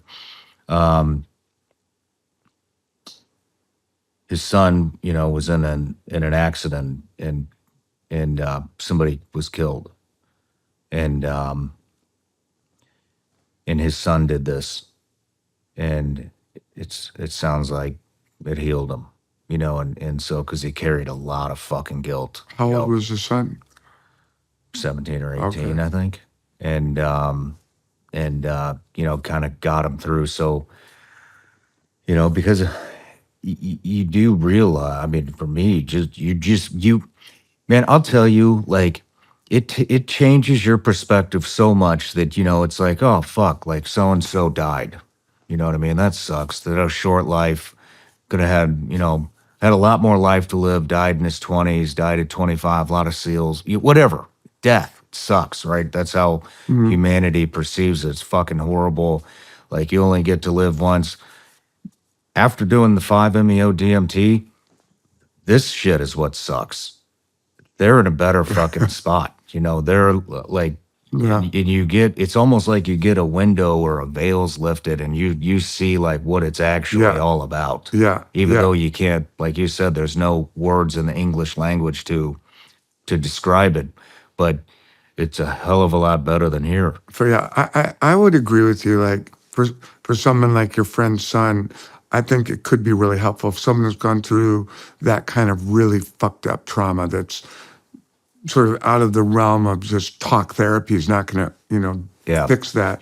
I think what would be important is that whoever administers the medicine, the toad, I mean, Ibogaine, for a 17-year-old, I don't know, but maybe, did he do Ibogaine? I believe it was the 5-MeO? But that whoever, is the administrator, the guide, stays on board with that person for days, weeks, months, helps process that. So it's not like, at least keeps an eye on that younger mind. Yeah. Just to make sure that like he's Yeah. able to talk about things. Because I remember you can relate to the idea that we don't have words in the English language, right, for some of these feelings. And so it's hard to explain what you experienced. And I was talking to someone about it, and he told me about this tribe in Brazil that does a lot of, ayahuasca-type psychedelics. I think it's slightly different than ayahuasca. Some like the Yamamoto tribes, some of these wild tribes that have been doing psychedelics for generations, and how they have different words that we don't have in our language. And he's trying to get me to understand how we don't have words for so much. And he talked about this word that this tribe had for the feeling you get in your stomach when you hear a cliff diver jump like 100 feet or 200 feet into the water. That concussive sound, that whoom, it gives you a feeling. It's hard to explain, but like if you've ever heard somebody really get punched in the face, with a bare fist, that's a sound that different, not like a movie, right? Like and that sound of a body hitting the water is a stirring sound, and there's a term for that in this language because that's important to them. Let's remember that feeling that you get from, Yeah. and I think it's interesting that we're so new to this world, and it's become sort of vogue, and I know a lot of people are doing it and think it's cool, or rich people in the Hamptons of New York or in Beverly Hills are having like psychedelic parties and all that and expanding their consciousness and microdosing mushrooms. Great. I don't judge that, but there is something very real to it, and particularly for people who are going harder and have, I don't know, man, that kind of trauma to dig up and to look at. This shit is it's real. I think the world would be a better place. Yeah, man. I wish just fucking politicians would use it. But have you ever heard anything? Have you ever heard anything bad coming from it? No, and I looked it up. I think I heard somebody died.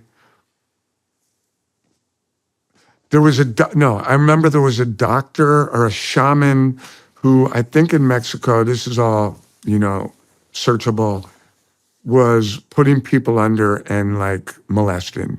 Oof. Right. Oof. But that was, one person, he was busted.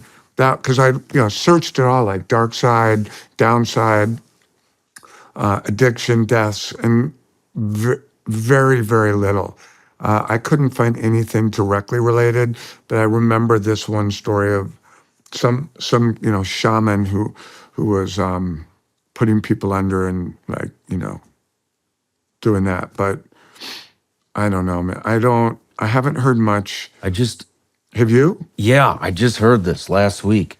I had actually it was the guys that got me into this. That like they didn't like talk me into. They shared their experience on how it helped them, and I was like, I got to do this. But they came up. We went to an event together. We were all talking about psychedelics, and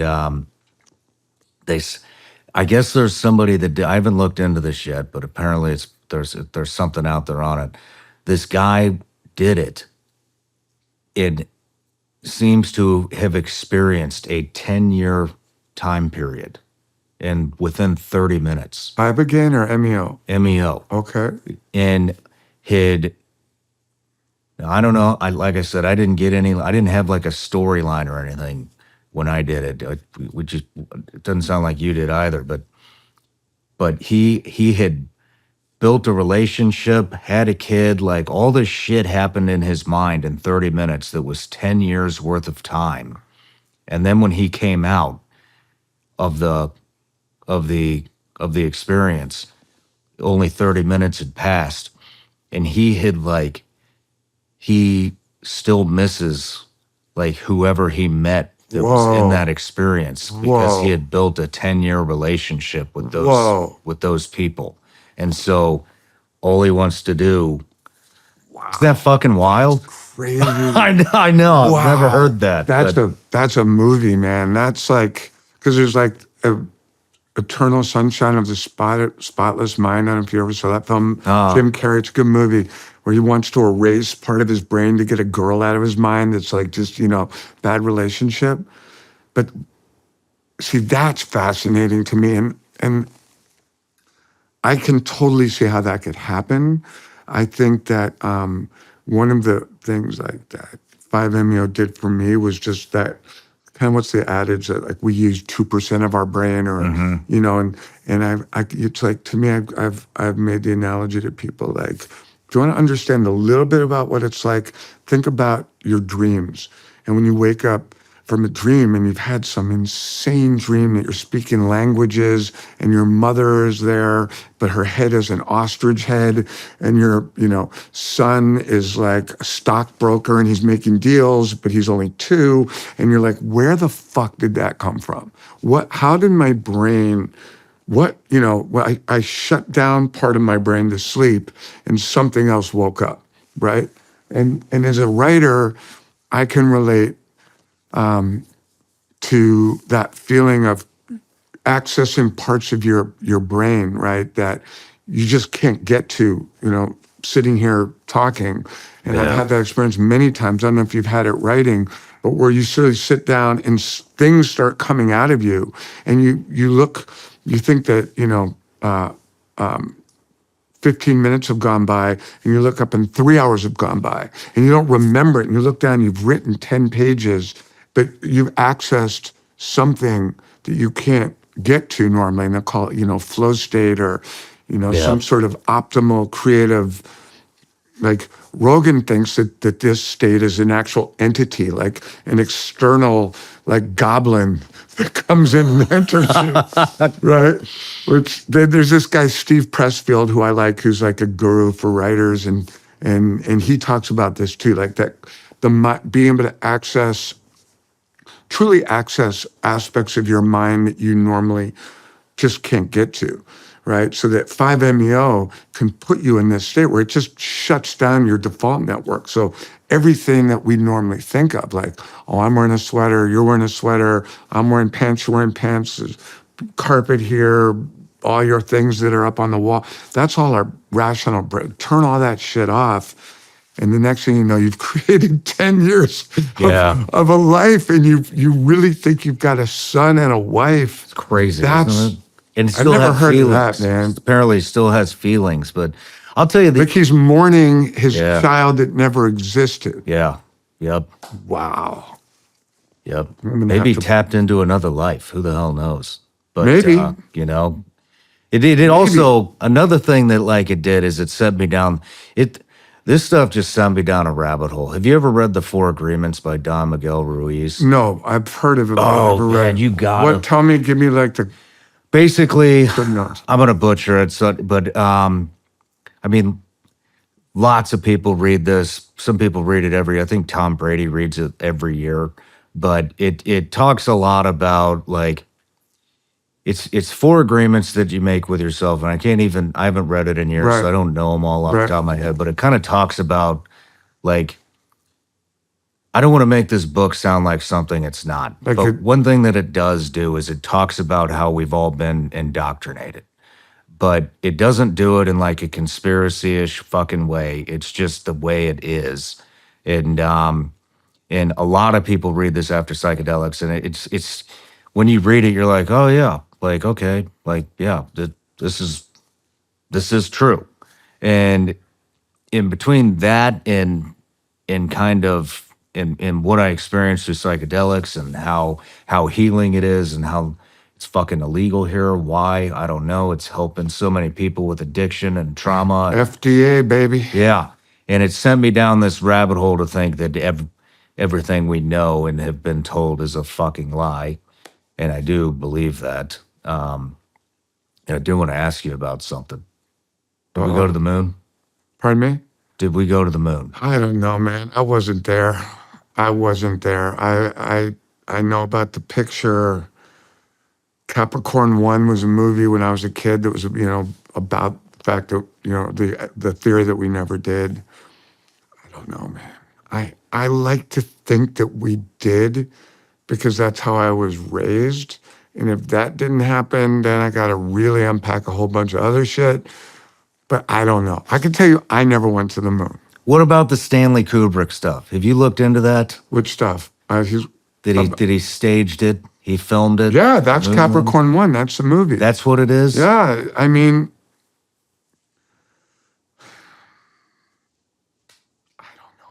Damn. I don't know. I love this subject. I know. I'm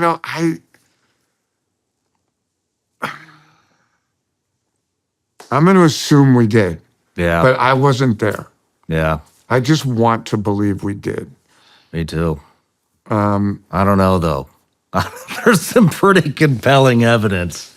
Yeah, I mean, people are full of shit, and there's a lot of reasons that we would have lied, and governments are horrific, and governments will do things that we can't believe to advance agendas, and I've seen all of this, and I've gotten a front row seat to some really fucked up shit that our governments do, and when I was young, I didn't know about it and I didn't think about it. And I thought there were good guys and bad guys. And I believed our leaders when they said that we were the good guys and they're the bad guys. And not always the case. Yeah.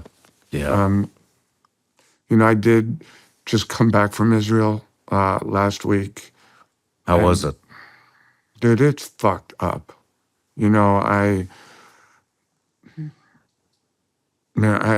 I was 2 weeks before I went to Israel. I was in New York, and I was gonna have lunch with a friend of mine, and she brought a friend of hers, And who I didn't know. And during the course of the meal, Israel came up and she started ripping into the Israelis and fuck the Israelis and fuck Zionism. And she's looking at me. She's really getting mad. And I'm like, I'm curious. Are you Arab? Are you Muslim? She said, I'm Palestinian. And I said, okay. I can imagine this is a really fucking hard time. She goes, yeah, it is. And I said, I get it. And she starts ripping Israel. They all need to fucking go. And fuck. And I go, okay, I hear you. You know, I'm curious, how do you process the Nova Music Festival and what happened? You know, 300 Israelis were killed at that music festival. And she looked at me and she had this look in her eye that I haven't seen, I don't know, ever. And she said, I thought it was fucking hilarious. I loved it. And the feeling I had was like sickness, anger, confusion. Like I'm looking into the eyes of this 30-year-old girl. And I said, I gotta go. I said, I'm gonna leave. I said, look, I just want you to know, I don't agree with anything you said. But my pulse was going. I didn't even know what I felt other than I had to get out of there, walk away. And then I decided to go the next week to Israel. I wanted to see it. And I wanted to just see it for myself. And I went to that site of that festival, and I went to one of the kibbutzes that was attacked. And I wanted to go into Gaza, asked if we could go in. I was told we couldn't go in. It wasn't safe. We got close and could see into that world, the Gaza Strip, you know, behind the wall. And I was there for 5 days, and I really just tried to see it, you know, because we read about it, we see it on our computers, we certainly get into our, you know, whatever social media feeds were. I had all this info. I wanted to see it. And I think my biggest takeaway is, as like simple as this sounds, is that these people fucking hate each other. I mean, hate each other. I've never seen that kind of hatred. I remember when I was in Iraq with Team 5 and we were driving through towns, people would look at us. We'd be in those RG trucks. Can't remember what they were called, like not the hump, but in those trucks, you know, looking out, and they'd be looking in with this look that felt, I hadn't seen that look a lot. You know what I'm talking about? Like, die. But when I was in Israel, the anger and fear was so palpable. And I know it's on the other side. And I don't know, man, like, I just think like where my mind starts going is, okay, Israel did this shit. Palestinians did this shit. It's been going back and forth since 1941 or whenever 1907, depending on however far back you want to go. Because I've tried to go back and, well, okay, it was their fault. No, it was their fault. And the English gave it to the Israelis and that fucked everything up. And then World War, and it's this Rubik's Cube that you never solve. Bottom line is, like, they fucking hate each other. They cannot work it out. Like, it's like, you know, two kids that are fighting, they just can't stop. Yeah. And they're never going to stop. And I came out of there with the sense of, and looking into so many Israelis I met, the energy you get is, please, we need help, right? And yes, they're horrific what's happening over there, right? These kids dying in Gaza, and these innocent people dying, and the horrific what happened. It's horrific. And I'm not, like, at this point, I don't know what to justify and who's right and who's wrong at this point. It's just, if it's going to stop, they need help. That was my take. They need someone to come in and say, you go over the fuck here, you go over the fuck here, stop. Yeah. And I hope that can happen. It's a very complicated situation. Yeah, it's super complicated, but at the end of the day, if you just look at it, just practically, they can't fix it without other people, in my opinion, getting involved. It's like there has to be help from us. There has to be help from Saudi Arabia, from UAE, from Qatar, from Egypt, from Jordan. Like, they got to help. Europe's got to help because they can't fucking figure it out. Yeah. That was what I got. And it's really fucking sad Yeah. to me. And How much time did you spend over there? I was there for 5 days. 5 days? Yeah. And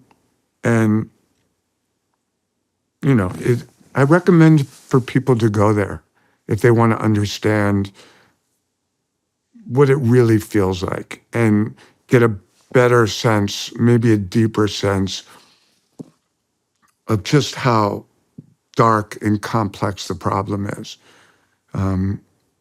So I recommend going over there. Damn. How long ago was that? I got back like 10 days ago. Oh, man. So this is fresh. Yeah. And, you know, brutal, absolutely brutal to go tour the kibbutzes, you know, and the tour that I had was a, you know, young 28-year-old guy whose brother was killed, his mother was kidnapped. They've kept the kibbutz exactly as it was, October 7th.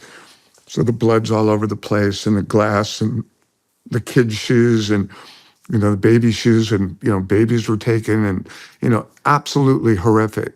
And you know, like you seen that video of Murphy and Dietz, and, you know, using that. I mean, you can't go there without getting activated.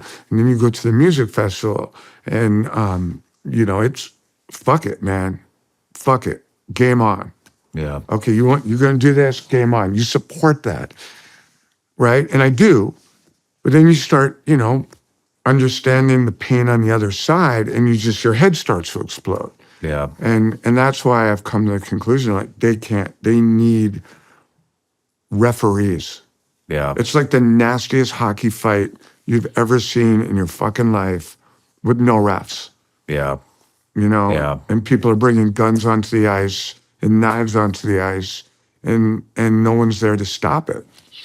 Yeah, I've been hesitant to cover the subject because it's so fucking complicated. It's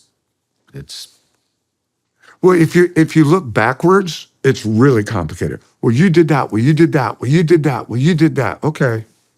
That's never going to get unpacked, in my opinion. Looking forward, big brother issue, like, you know, from 40,000 feet, someone has to step in and organize a large group effort to stop this shit. So that's what I hope happens. yeah. Me too. Man. Because it sucks. Me too. It sucks for everyone. The world is a fucked up place. Yeah, but there's some good stories too. Well, let's move into what you're doing now. American Primeval. Yeah. How did that come across your radar? So American Primeval, that's the new show. Did you ever see Jeremiah Johnson when you were a kid? Yeah. So when I was a kid, Robert Redford played this wilderness guy who went out into I went out west from the city and, like, had to learn how to survive, and, you know, ended up marrying an Indian woman and a kid, and ended up first he was totally inept and couldn't function, and Indians wouldn't even waste an arrow on him because he was so you know, so useless and such a non-threat. And by the end, he was a great warrior, and he had the respect of multiple tribes. And that was one of my favorite movies as a kid. And that was like something like that got me going and wanting to make movies and tell stories and stuff. And I always kind of wanted to do something like that, you know, an adventure story. Not like a Western in the traditional sense. And I like Westerns, like Butch Cassidy and the Sundance Kid was one of my favorite, or The Unforgiven. I loved The Cowboys, some of John Wayne's earlier. I loved all those movies. But I kind of wanted to do something that was a little more like raw and just pure survival, and didn't have like towns with saloons and whorehouses and, you know, sheriffs and people. I wanted like to be up in the mountains with the savages. And so I got a friend, this guy, Mark L. Smith, who wrote The Revenant. Did you see The Revenant? Yeah. And I loved that. And I'm like, hey man, let's go back into this world. And he actually came into my office, and I have a collection of axes in my office. I think he'd let you approve of it. And I pulled out this ice axe and I walked up to him and I just put the axe in his lap. I said, let's do a show that's this. And I said, let's just channel this ice axe. And he smiled. He said, okay. And he wrote it. And it's this kind of epic saga set in 1857 in this corner of America. It's southwestern Wyoming and southeastern Utah. It's that intersection where in 1857, it was fucking wild. There was no civilization, but it was kind of one of the last areas that were really wild in America. And, there were multiple Native American tribes. There were the Mormons who were setting up in Salt Lake City, and they were violent, had a real violent side to them because they'd been fucked over from New York to Georgia to Illinois, where their leader, Joseph Smith, was killed. So this dude, Brigham Young, flees west with 2,000 Mormons and sets up his last stand in Salt Lake City, thinking no one's ever going to come, and he starts growing the Mormon church, and he builds his army to defend. So he's out there, the U.S. government sending the army to fuck with the Mormons and get them out, because Brigham Young's trying to turn Utah, this is true, into a Utah state. Utah wasn't a state, it was a territory. And Brigham Young's like, all right, we'll take it. This will be a Mormon state, Utah. And it was President Buchanan, who preceded Lincoln, who's like, yeah, no, you're not doing that, bro. You're not doing that. So he's sending the army out there to get the Mormons out. So they're fighting. All the Indians are fighting. And you've got all these trappers who are just, hunting, trapping bear and other pelts. So it's just a fucking savage place. And our show follows a woman who's got a handicapped son who's just trying to get through that land to California to find the kid's dad. So you think she's got a secret. And the story's her journey through that part of America. Damn. And it gets nasty. It looks like it. It It gets looks like it. nasty. I started it's Did we send you the shows? you sent them to me. All right, good. We'll sit down and take a peek because and it's the organizing of event is worth anybody checking out. That it's a very underreported mass murder, arguably the first mass killing in American history. That it's called the Mormon Meadows Massacre, and it happened in 1857. And a group of pioneers called the Fancher Party that were going from Arkansas to California had to move through Mormon land, Utah land, to get to California. But in 1857, the Mormons had basically issued a proclamation saying that no one can come through our land without a permit from Governor Brigham Young. And they'd done this because they were getting so disrespected by the pioneers who would come through and be like, hey, bro, can I have some of your wives? Or maybe I'll just take one of your wives. And they'd steal women. Mormons were polygamists, and they all had 10 or 15 wives, which was problematic.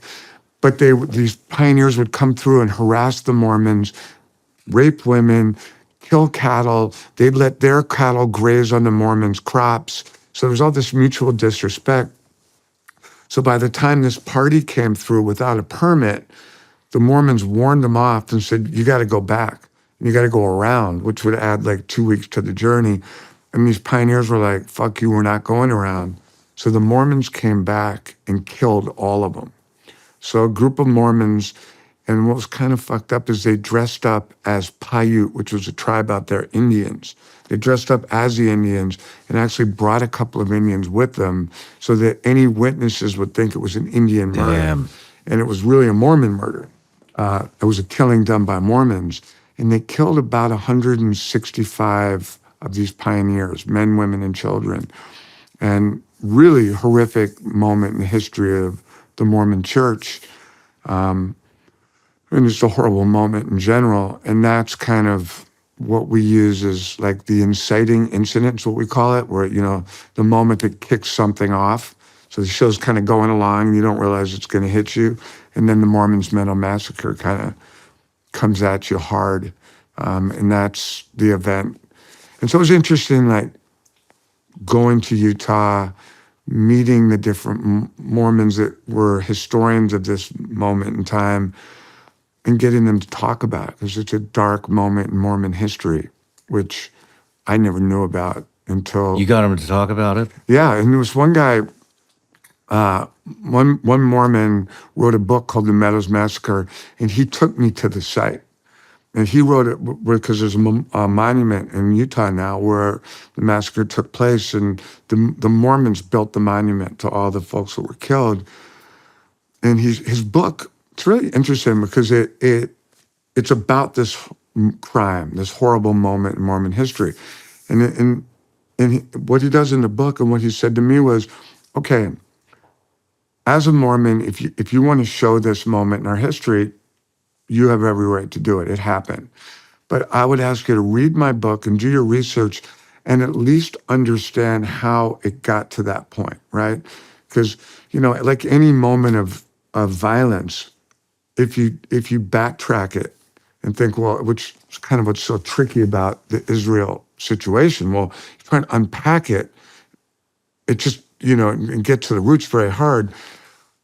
In the case of the Meadows Massacre, what the book did well is it sort of let you understand how things got so tense that this 145-person massacre could occur.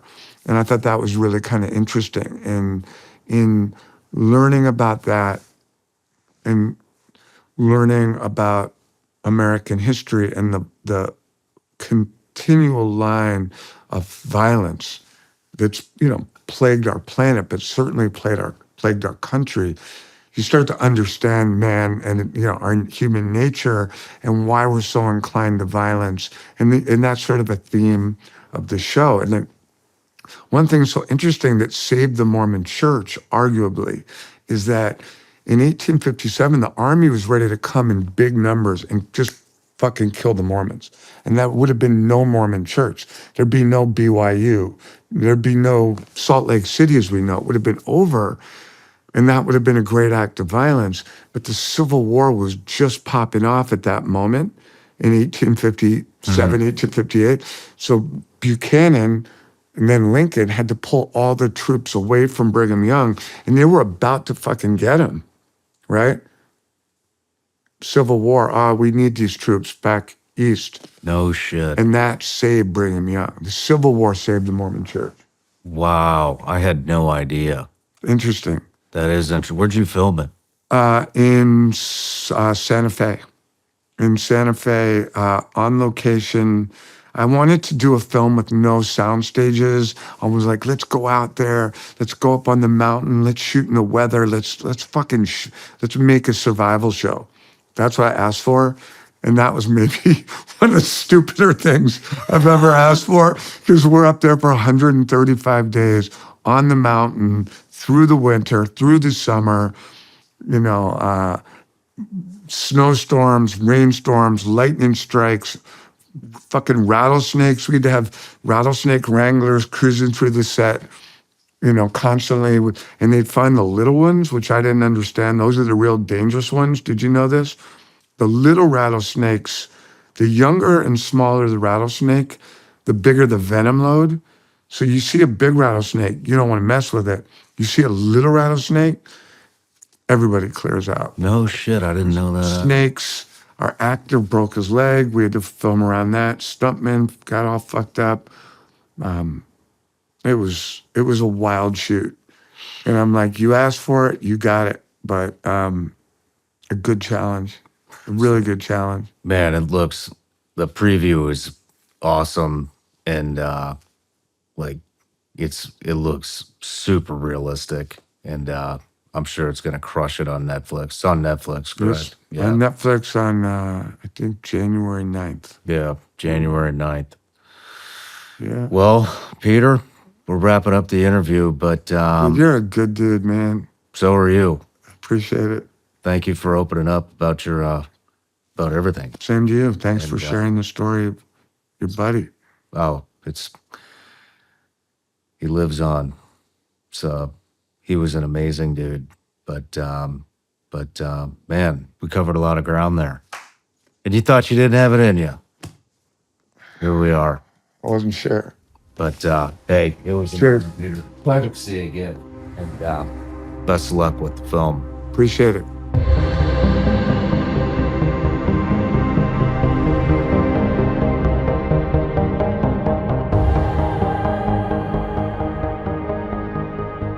No matter where you're watching Shawn Ryan Show from, if you get anything out of this, please like, comment, subscribe, and most importantly, share this everywhere you possibly can. And if you're feeling extra generous, please leave us a review on Apple and Spotify podcasts.